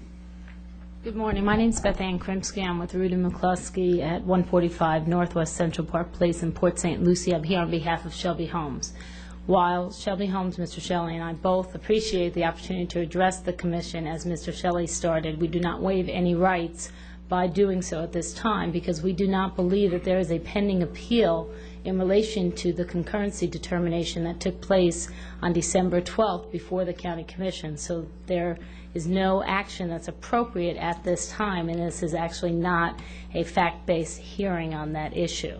Again, Mr. Shelley is willing to provide his thoughts and comments and some history in relation to this determination, but the key point is that the determination was made, the final certificate was issued on December 12th, and as Attorney Collins pointed out to the Commission, there's a very specific procedure in the code. It's at 910.12 relating to concurrency determinations. It provides that the county commissioners can in fact hear and decide appeals if there's an allegation that there's an error in any order, requirement, decision, or determination. However, it has to be pursuant to the appeal procedures set forth in 910.12 Section 3. Again, the applicant or any other person whose substantial interest may be affected or determined in the proceeding may initiate an appeal. And while there may be some personal interest in this determination, Mr. Paladin did say before the Commission that he does not own land in this area and has no such substantial interest. There was nothing in the backup or anything relating to this agenda item that looked anything like the appeal form that would have had to have been filed. Now, had an appeal form been filed, a fee paid, there is a complete process involving the Community Development Director for how such an appeal would take place. We appreciate, again, the opportunity to have this public discussion of this matter, but there's no authority at this point in time to take any action on the appeal, and I do need to set that forth for the record. Thank you. Mr. Chairman? Wait, Mr. Chairman, Tom. I just want to reiterate, I think this does bring forward the issue of how important it is for us to possibly look at the boulevard effect for 27th Avenue, to design something that the residents of Indian River County would be happy with. And I too agree with Commissioner Davis that they were in here before the pending doctrine was set forth. So I don't think we can deal with that issue per se, but I think we need to be pro-aggressive and begin to do things that look good and appeal to Indian River County. Thank you. Wesley? No, just as far as the debate about the appeal, it's not the time frame of when it was filed. It's not any appeal before me today. It's more of this along the lines of putting it on hold after a decision's been made, whether it's been rendered, the decision's been made, and based on there's not capacity, then put on hold until there is. I'm really typically can be rather lenient on how these things move forward as far as staff's discretion. I got a lot of confidence in staff. However, what we have is an issue here. What I dare ask the people in the audience who are being restricted on 27th Avenue today, how many of them's out there because of this action? Not that I'm holding it against you, because clearly it was it's something that I felt like you did everything that the staff asked you, and I'm not here today to it's not an appeal, I suppose, as much as just bring some things to light. And if we're going to continue to put them on hold, I'd certainly like to see that in our ordinance so that staff has that ability. I'm not so sure that the way it's written, you do. Mr. Wheeler, you have a comment? Yeah, I agree with everything that was just said by legal counsel, and I've got the ordinance in front of me. I got from Mr. Collins here, and you know, mixed emotions here, because I am not happy with the fact that we've sold all the capacity, but I think it was done legally, properly, and honorably by our staff. I don't think our staff was reaching to try and help someone out or anything else. I think they did what they were paid to do. And I think if we, above all, try to pass the buck to staff, I think that's incorrect. If we wanted to look at these applications and take total discretion away from staff, then we should do that. But staff does have discretion to make some of these decisions about the yes or the no, and the information, as Mr. Keating said, was put in there for their benefit to deal with them. They call up. This has apparently happened frequently on many applications, and because of the push going to shove right now, we're ending up in this predicament. This amounts to an appeal, but we haven't followed any of the procedures in our own ordinance for an appeal. And I think that you know, this whole thing started with a pending ordinance. We've got 4 lawsuits right now, according to the paper, pending against us this morning. These are some things we have to work our way through. But first, I don't think we should be doing this appeal. Secondly, and I'm not a lawyer, but from what I see, I don't see that we've got any substantial or legal ground to revoke what's been done by staff and by this commission with our pending ordinance, and we're getting into the dates and stuff. I think we're splitting hairs. And if we're going to split hairs on one side, we need to split it all the way around, and splitting it all the way around, as Mr. Collins pointed out, is this ordinance on the appeal process. So I think that what's happening right now is basically not appropriate. We need to follow our own ordinances, and that's what they're there for when we run into these situations, to fall back on the written word and figure out how we're supposed to handle something. So I would like to see this come to a conclusion and move forward with whatever happens in the legal system. I think this is above all our pay grades. Probably a judge will end up figuring all these problems out that we've created. Well, we have a couple more speakers. We have a gentleman. Mr. Chairman, I think I've had my hand up. Just a minute. Go ahead. Thank you, Mr. Chairman. I do also agree with everything that's set up here, but the other thing I would like to add to it is that we are in uncharted water now, and we've not had situations like this come forth. Past practice of staff and the history that we have verbally been very congenial and had a lot of conversations without writing. I think that we now have to become more sophisticated, and that it's more time consuming too. We have an excellent staff, but I do think we need to cross every T twice and dot every I twice now, because we have to be absolutely sure of what we're doing, and we have to be in the loop if there's something that we need to be notified of. I don't like being blindsided and reading stuff in the paper. Give me a heads up and say, you know, this is the situation. I think we'd all appreciate that. Good comment. Yes, sir. Good morning, Commissioners. My name is John Higgs. I live at 45 Wax Myrtle Way in Vero Beach. I am chairman of Indian River Neighborhood Association. I have a few brief comments, and please notice that unlike my friend Joe Paladin, I did not bring a bottle of water up here to sustain me for a long talk. Over a year ago, I and other people came before this commission and said that the pace of development in Indian River County was unsustainable, and that if we did not take a time out to review where we were and what we should do, we would have a terrible problem. Well, as this hearing clearly demonstrates, the mess that we predicted is now here. Commissioner Wheeler says 4 lawsuits. I think that makes 9, but certainly there are going to be more, and lawsuits might end up as a result of what we're discussing today. This is a mess, and as a citizen in the county, of course, I am dependent upon the elected officials to do something to solve it. We have a number of suggestions, but they are a broad and comprehensive basis, and this is not the time or the place to make those. We will make suggestions that are limited specifically to Mr. Paladin's initiative and something that we think is so closely related it should be considered at the same time, particularly in light of the comments made by Commissioner Bowden just a minute ago. First, I'd like to talk about waterways. The situation there developed as follows, as far as I know. When the project was first presented to this commission for approval, the staff memorandum stated that each phase of the project would be subject to concurrency. When the question of concurrency came up at the planning and zoning recently, the county attorney was asked, was this phase subject to concurrency? He said yes. Subsequent to that time, the county attorney issued a legal opinion which says that it wasn't.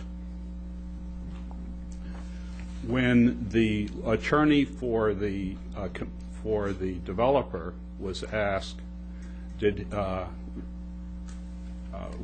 he read and did he feel subject to the staff memorandum that was written at the time that you people were told about this, he said he hadn't read it, which as a practicing attorney I find very close to inconceivable.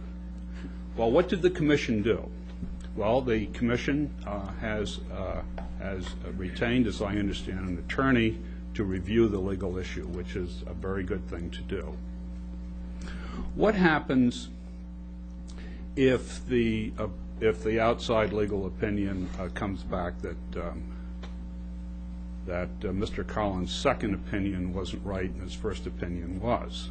What do you do with the project, the phase that you just approved? Heaven knows.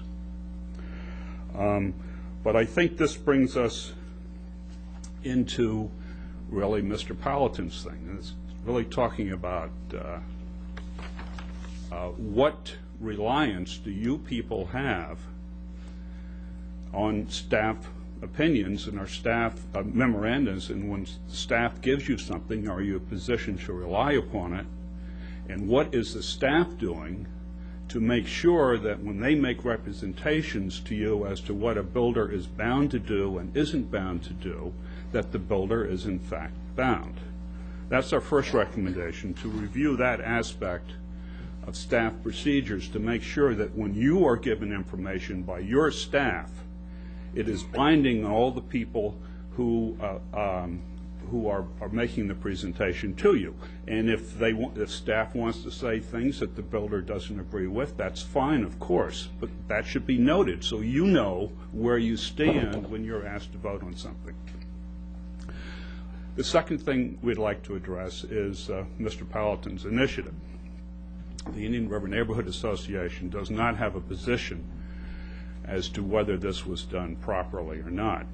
Our position is the matter should be carefully looked at, and certainly by the attention that the commissioners have given this morning, that recommendation was followed before we were made it, which is the first one for our association, I think. What do you do now? It's hard to say. My personal recommendation would be that possibly an independent party, independent of the staff, independent commission, and independent of the developers should be asked to review this situation from two viewpoints. First, whether it was legal. Again, we have no position on that. And secondly, what in the world should be done with staff procedures so that you don't find yourself in this situation again. And of course, that ties in very closely with what I had to say about waterways. Thank you very much for your attention. Thank you, Mr. Higgs, and your points are well taken. I agree with just about all of them, except that what got us here today, I think the growth spurt started it maybe a couple years ago. Sure. And then we tried to play catch-up, and we created a lot of new ordinances and LDRs and pending ordinances and things like that. And Mr. Paladin was very helpful in helping us get through that with his group. But in doing so, with all this new ordinance we had, of course, there's going to be little loopholes. And I think what we're doing now is trying to work through those little loopholes. That's what he brought up today, and that's what Bob Keating tried to answer for us. So I think it's going to take time with these new ordinances to, a little bit of history, say, well, we got a little mistake here, and it couldn't be helped. We have our attorneys and ourselves, of course, like Sandra says, we'd like to be in the loop so we don't get caught cold with some of these things, but not being attorneys, at least on my part, it's kind of hard to know what might be going wrong until we hear somebody like Mr. Simmons. And then we say, uh-oh, we got to fix this. So I think we're working on that, and I think we're going to work through it. And also, the lawsuits are a reflection of the same thing, differences of opinion, and people say, well, I'm been disenfranchised, and I'm hurt by this. So we hope to get through it, and with your help, we can do that. Thank you very much for your comments, Mr. Chairman. You're welcome. Yes, Mr. Simmons. Just a couple more items. After hearing Mr. Shelley speak, there is a way that he can help. I believe Joe brought it up. They could, say, let's give back some of the capacity so the bank that would help his development out in that area could go through in a few other developments. But it doesn't seem like he's willing to do that. He speaks about being a part of the community and working with the community. I think that would be helpful. Our staff talks about the traffic study, and they've given us a traffic study. Mr. Shelley decides he's going to get his own traffic study, and then who are we going to believe? Is our staff not competent enough to do a good traffic study? I think they are. Why do we need a second one? And then who is going to decide whose traffic study is valid? One thing that I would like to have, Mr. Shelley spoke of Mr. Baird not calling him when there was a pending ordinance coming in effect, and when there was going to be changes, and I would give my phone number to Mr. Baird, and he can call me too. With a lot of other builders, we can make a list of them. So anytime there's something that might affect these other builders and other developers, he can call all of them, because there, I think, kind of place at a point of the bigger people get a little bit more preferential treatment here.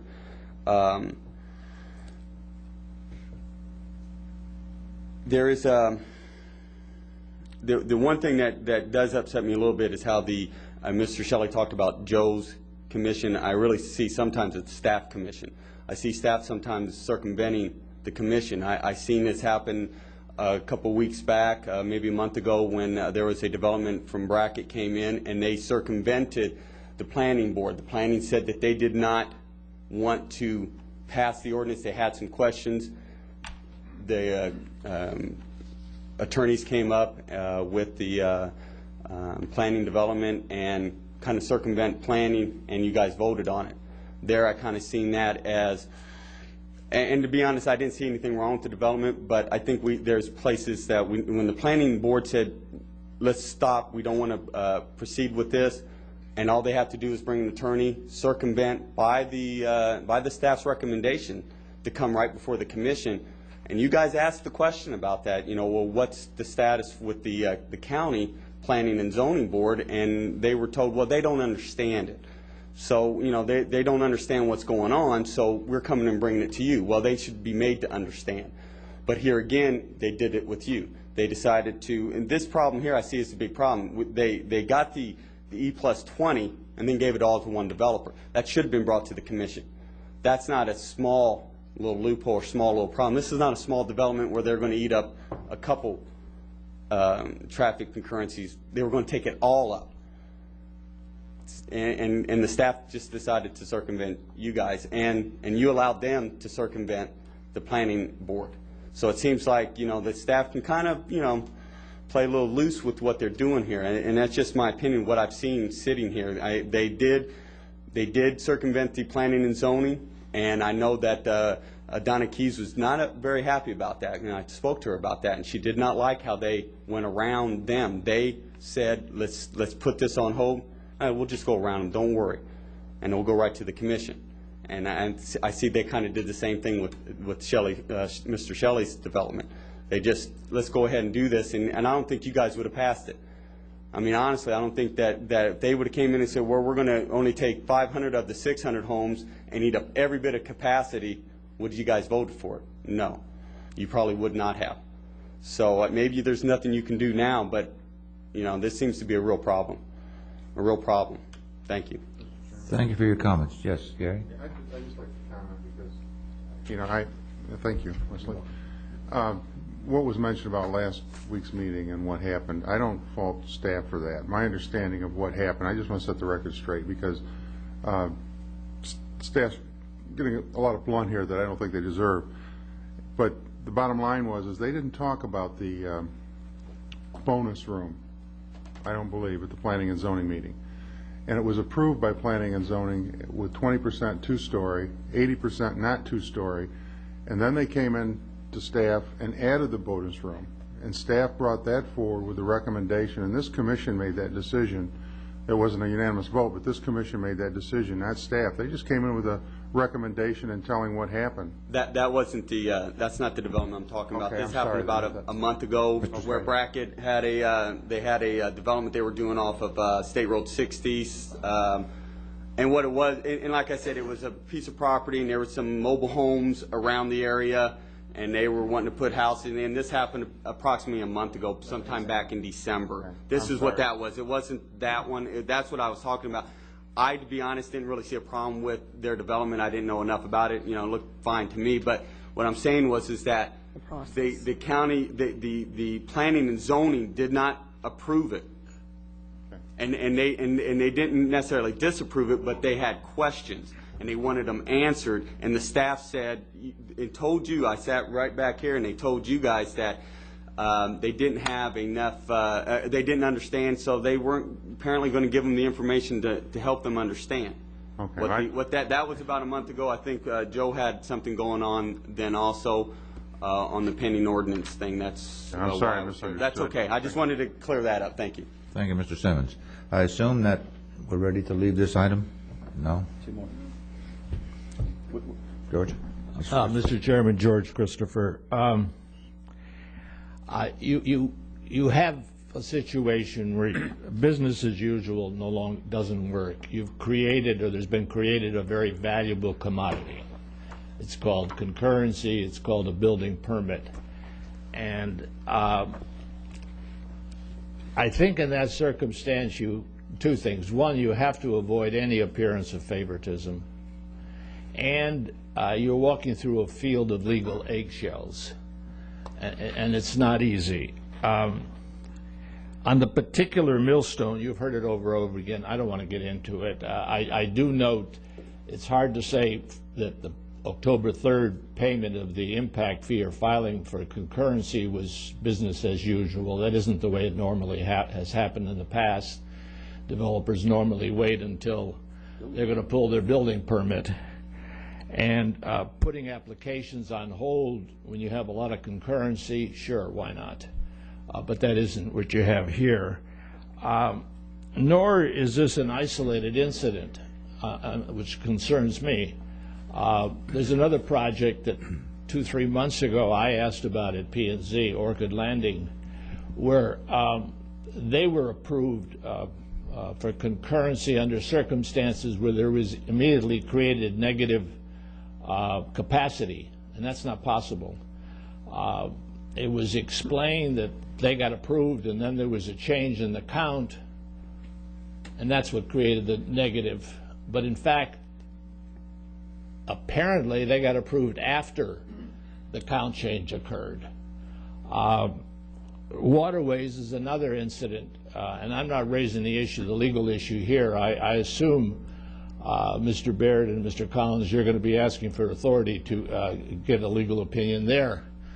But as Mr. Higgs said, when Waterways was approved, it was stated that they would be subject to concurrency in the future, as all developments were.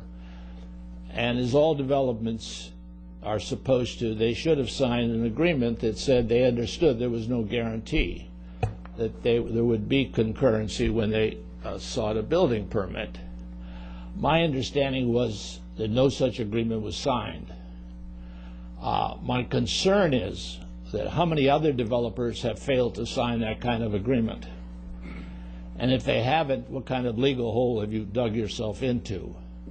Why didn't Waterways sign it if in fact that's the case, and if in fact it was the position of the staff at that point that they were subject to concurrency?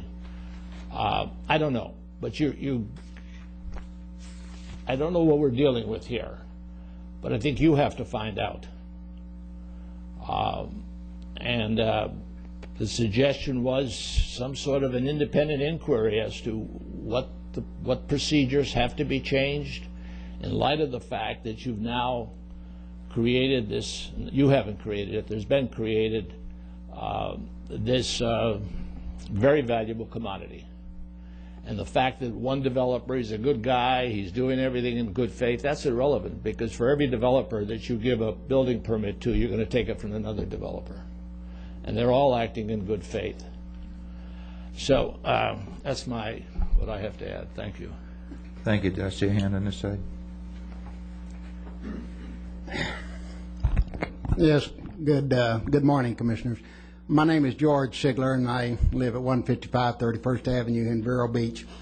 And I'm only here today because my engineering consultant called me this morning and said, George, you probably ought to be at that meeting because your permit to convert a small house that I purchased about a year and a half ago on 27th Avenue, and have been working with staff for a year, simply converting an existing resident that's been used as an office since 1959. And when I originally came to Mr. Bowling about this property, he said, George, you could probably be grandfathered in that property without a great deal of effort in getting the permit. And so we went that way, but Mr. Bowling called me about a week later and said that the staff had denied that it couldn't be grandfathered in as an office, and I'd have to submit a limited site plan. Well, that didn't sound too bad. So I submitted the limited site plan. Now this is months are eating up while we're doing this process. Well, we come into a staff meeting, well, we can't approve the limited site plan because you got to pave the parking space, so now you got to do a major site plan. Now I'm into a major site plan on a house that's been there, built in 1959, used as an office. So okay, all right, we'll do the major site plan. It's only $75,000-$80,000 more. That's small potatoes, I guess, in the overall county budget. So I've been jumping through loops on this thing, as this staff can tell you, for over a year, and I even met with Mr. Wheeler on this project because we can't seem to use common sense. We don't have any means of variance in this county, even though we have a brilliant staff. We can't make a variance for some very, very small items. So we follow the rules, and now last Monday, I get a phone call from staff. It says, George, you can't build a peanut stand there, because we can only give you 3 cars a day. If it generates more than 3 cars a day, we can't do it. So now this house has been there since 1959, used as an office, and now I can't do a thing with it. Sitting vacant, costing me $2,000 a month. Yeah, it's not going to break me, but I'm aggravated at it. Now, I'm going to tell you here, and most of you know, that I was, professionally, I was an aviator. I was a Navy pilot. I don't sit around and follow the school board agendas. I don't sit around and follow this county's agenda because I assume staff, and right out here in the hallway, I happen to notice Thomas Jefferson, he has a draft of the Declaration of Independence. It was also Jefferson and John Jay and Alexander Hamilton who had to write the Federalist Papers to convince this nation that we ought to have a constitution that was better than the Articles of Confederation. The reason I bring up Jefferson, and it seems to be overlooked in this county, is that the majority rules, and there's a fancy Italian or a Latin word for that, and I didn't pass Latin, so I can't remember that word. That's Joe. But there's a fancy word for that the majority rules. And I think that ought to be the rule in this county. We're not apart from the United States, and the majority rules. Now, I'm not telling you I'm a brilliant person. I was a naval aviator. But I do not want to get bogged down in the minutia that we're bogged down in here today. In fact is, if I had the money, I'd go to law school because I can see that there's going to be a lot of attorneys involved. Now, this county has taken $17 million in this area. There's 3 areas in this county for roadways. The county has taken $17 million, and I guess Mr. Shelley here has shelled out about $9 million of that. We have $17 million in government bonds. I think we drew about $140,000 in interest last year on this money. $14 million of this money has come in within the last year. Now, we took that money in this county under the pretext we're going to widen these roads. Yeah, we're going to widen 43rd Avenue. We're going to do 27th Avenue. We took his money. I doubt that out of that $140,000 in interest we got on his money, that we're going to give him any of that back. I doubt if that's been offered. But what happened on my project, I've been working with these folks a year. I would have appreciated if somebody said, George, we're going to drag you through the mud for a year, make you jump through all kind of hoops. I spent a whole bunch of money, but nobody ever told me that once I got to the end of the process, I can't do anything because the roads, the value of the roads, or the concurrency, this word concurrency, has taken effect.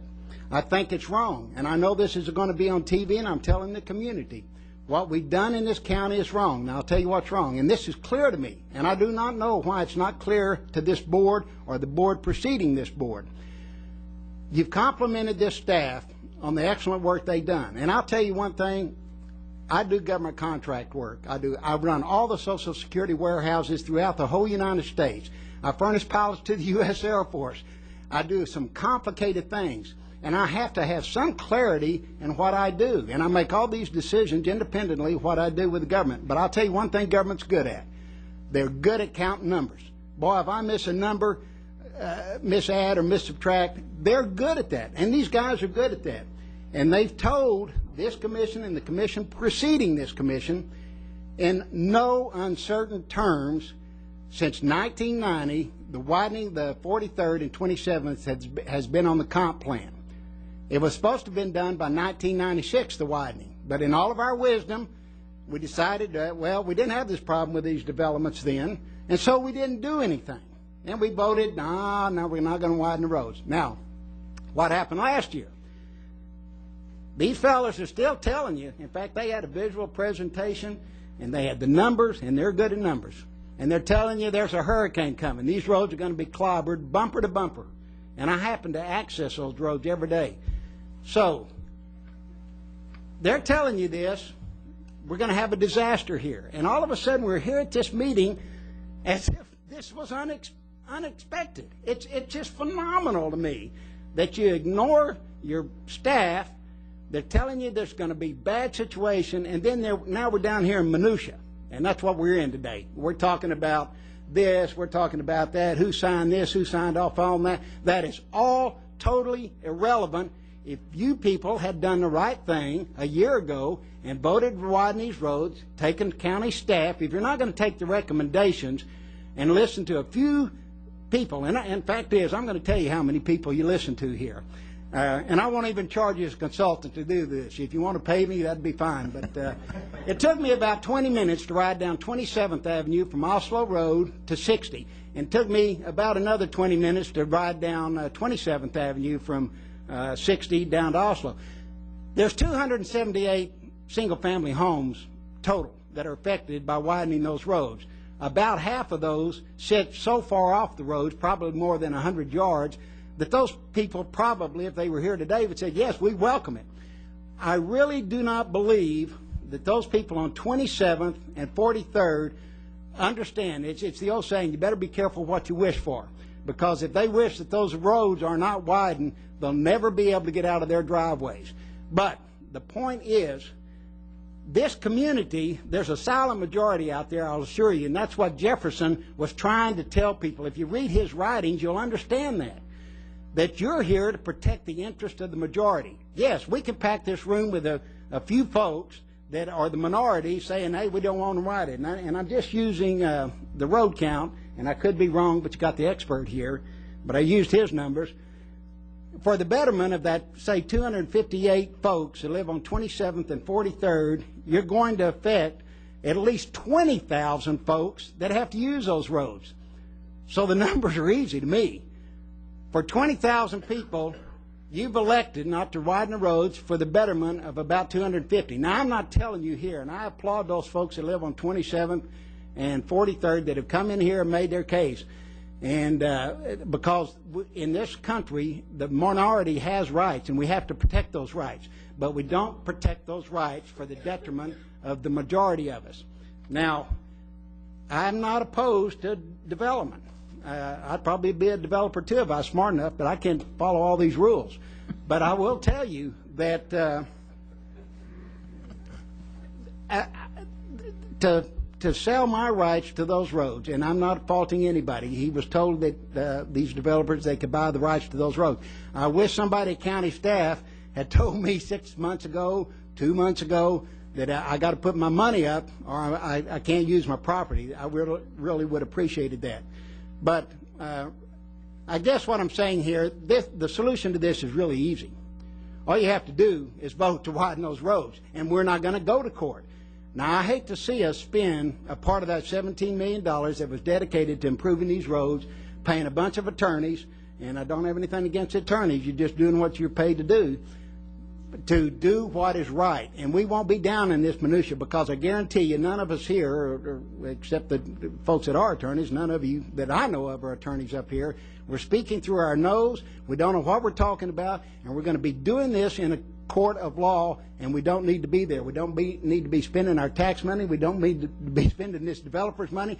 They put that money up for good reasons. They thought these roads were going to be widened. If those roads had been widened when they were supposed to, none of us would be here today. We'd save a whole bunch of tax money, and this county would be better off for it. I appreciate your time very much. Thank you very much. Thank you. I'll applaud that. Yes.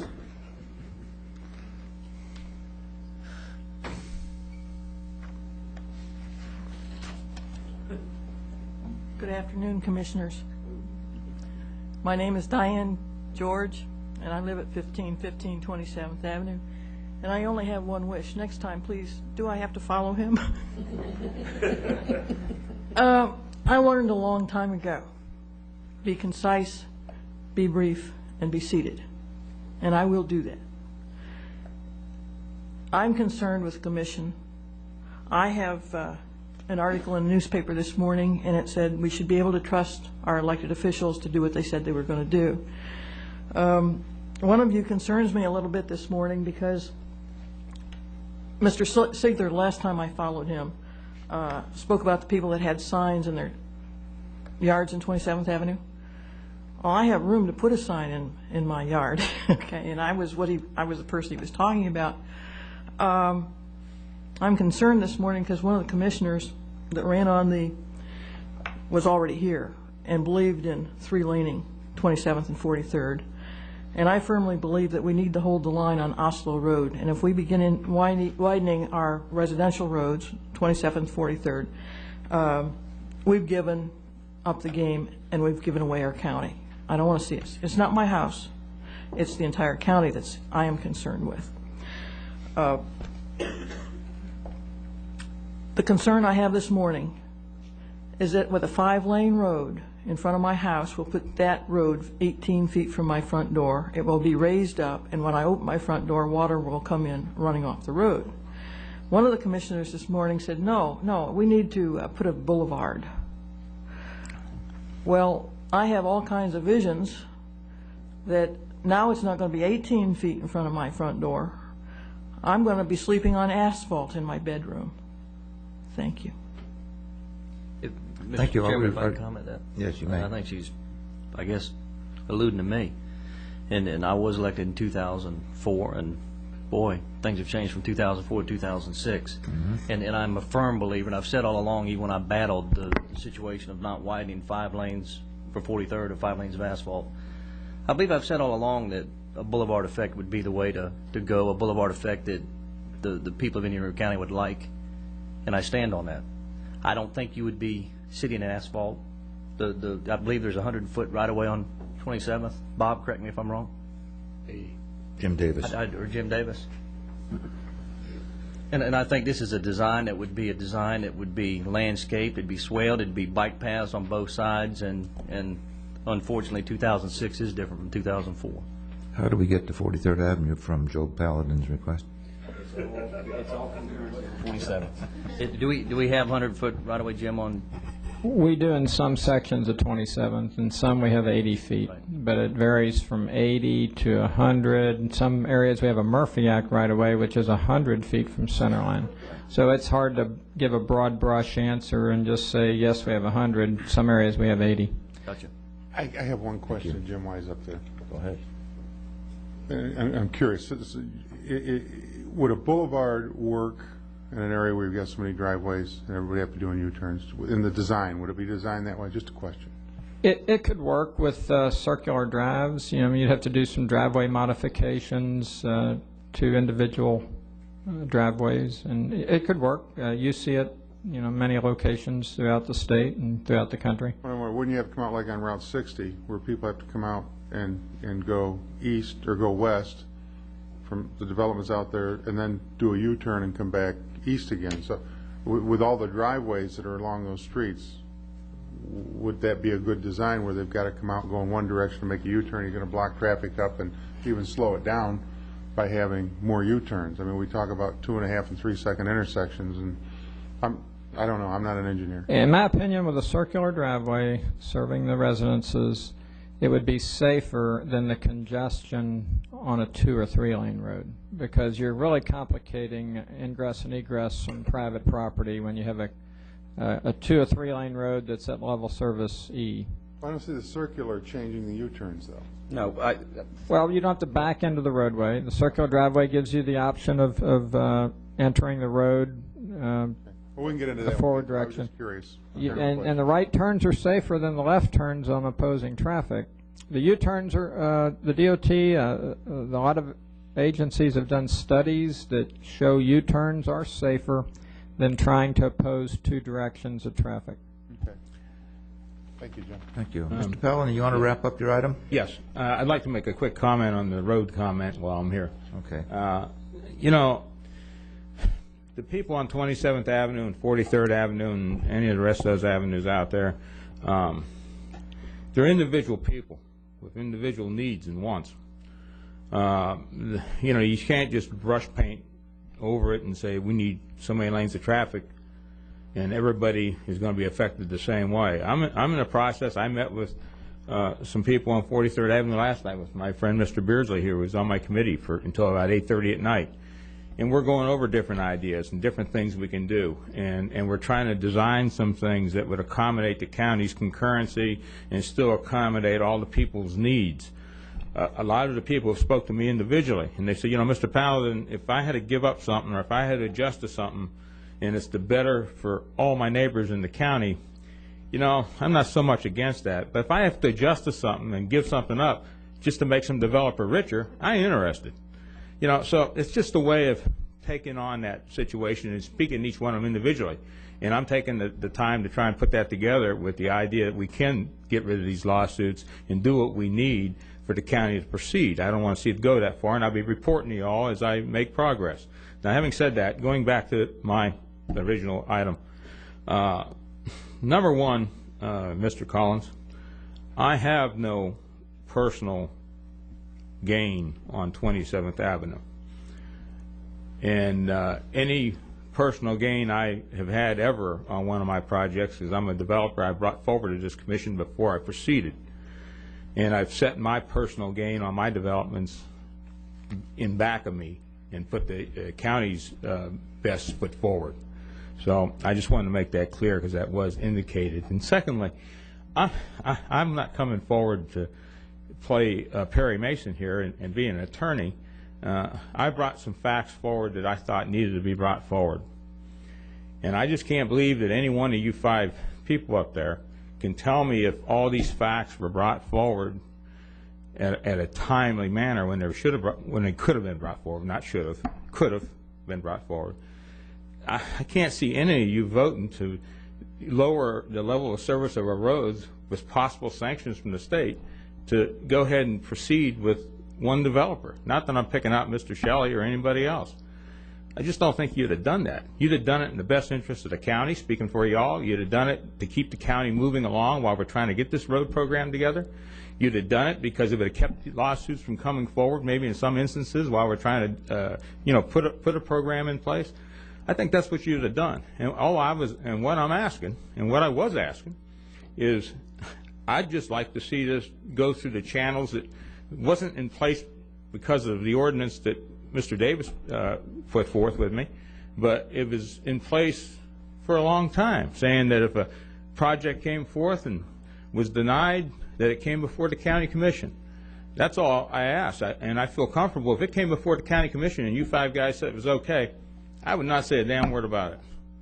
But I don't think that you all even knew about it. I talked to all you in private. You all know that. and none of you told me you knew about this. None of you told me you'd ever voted for this. I think that's reason for concern. I think that's a big reason for concern. Whatever the reasonings were behind it is totally irrelevant to me, totally irrelevant. Our regulations weren't followed to put you in the position to vote. And I have confidence if you voted yes, I would not argue with you. But I'm upset with the fact that you never were in that position to rule on this. That's my sole purpose for bringing this forward. So having said that, thank you very much for letting me abuse the system and be up here so much. Thank you, Joe. Any further comment? Yes, ma'am. Diane, George again, I just have one comment. The 80-foot and 100-foot, my 18-foot from my front door, I got directly from Mr. Jim Davis with the 5-lane. I sat in his office with him. I said, how far from my front door is that going to be? And he said 18 feet. And putting a boulevard in there with it is going to bring it even closer. Thank you. Thank you, Ms. George. Any further comments? Okay, any action on this item? We'll move right along then.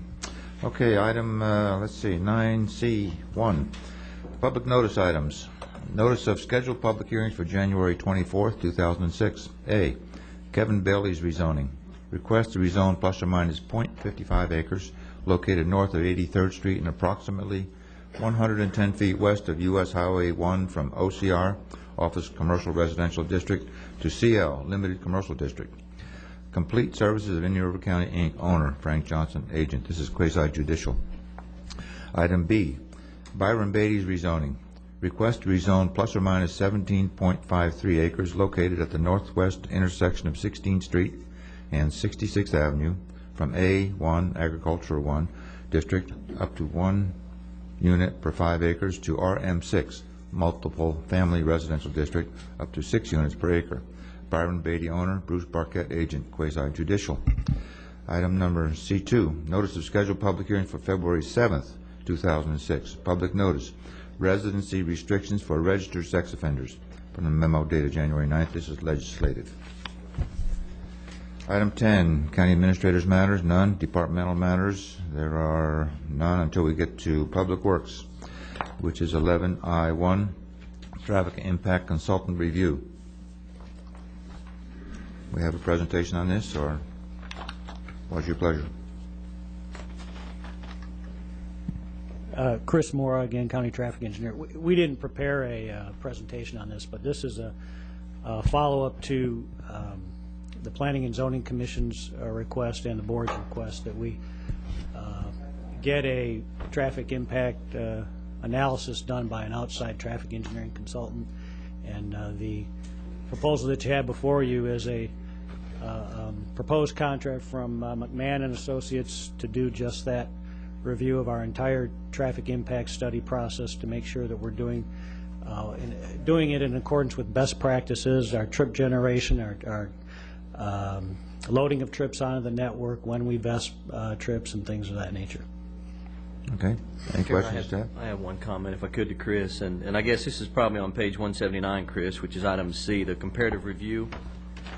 And it states that 3 other Florida counties identified by Indian River County we've reviewed and compared to Indian River County's requirements and procedures.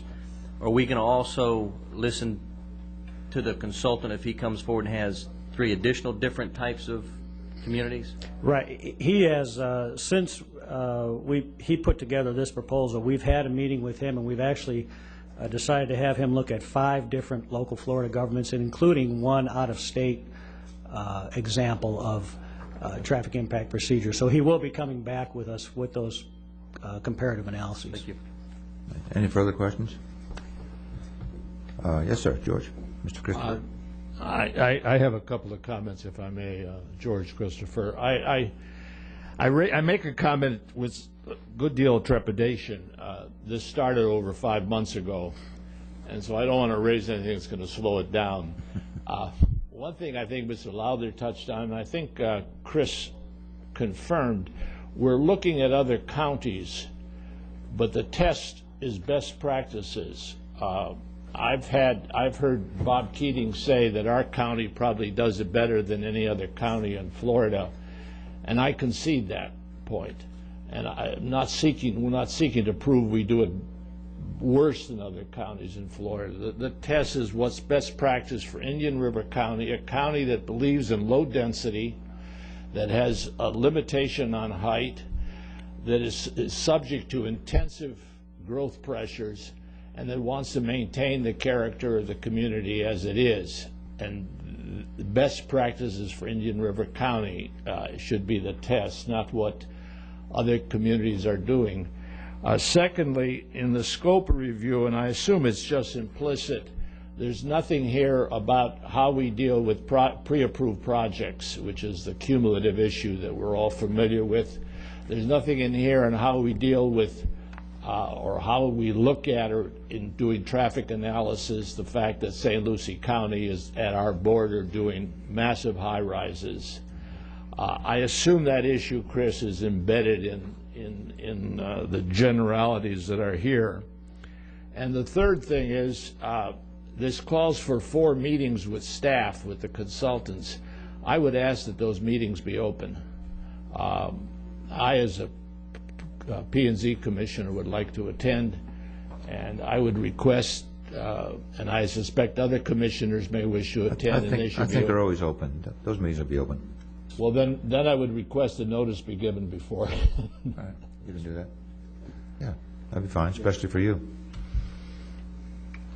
Thank you, that's all. Welcome. Move staff recommendation. Been moved and seconded. All in favor, say aye. Aye. Any opposed? Motion carries unanimously. Departmental matters continued. Utility services. Rockridge Subdivision Sewer Replacement, Project UCP number 2521. Ranking of engineering consultants and request for authorization to negotiate an engineering design contract. Eric, you have anything on that? I move staff recommendation. I'll second that. Okay, it's been moved and seconded. Any discussion? Godspeed. Yes. All in favor, say aye. Aye. Any opposed? Motion carries unanimously. County Attorney has an item added, a DRI vesting request for independent legal opinion. Yes, at the Planning Commission meeting last Thursday night, Waterway Village came in for Phase 2 of their approved DRI. They were looking for preliminary plan development approval for that phase. And the Planning Commission was fairly divided as to whether this project should go forward without a concurrency review or not. An initial motion to table was failed by a vote of 3 to 4. Mr. Baird suggested a compromise that Phase 2 be approved on the condition that no further phase would be approved until the board got an independent legal opinion as to whether developments of regional impact are vested at the time of their final development order or required further concurrency testing at each subsequent phase. And this is an issue that's dividing the Planning Commission, and it's probably representative of how the community feels as well.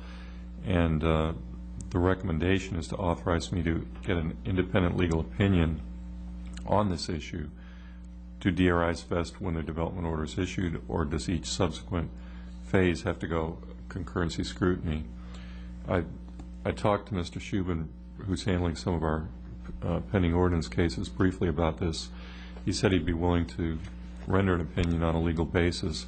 He also said he'd want the leeway to consult with Mr. Tom Beck, who worked for years and years with the Department of Community Affairs handling developments of regional impact, and he feels that he's a repository of the institutional history at DCA and what their both published and unpublished opinions were with respect to this issue.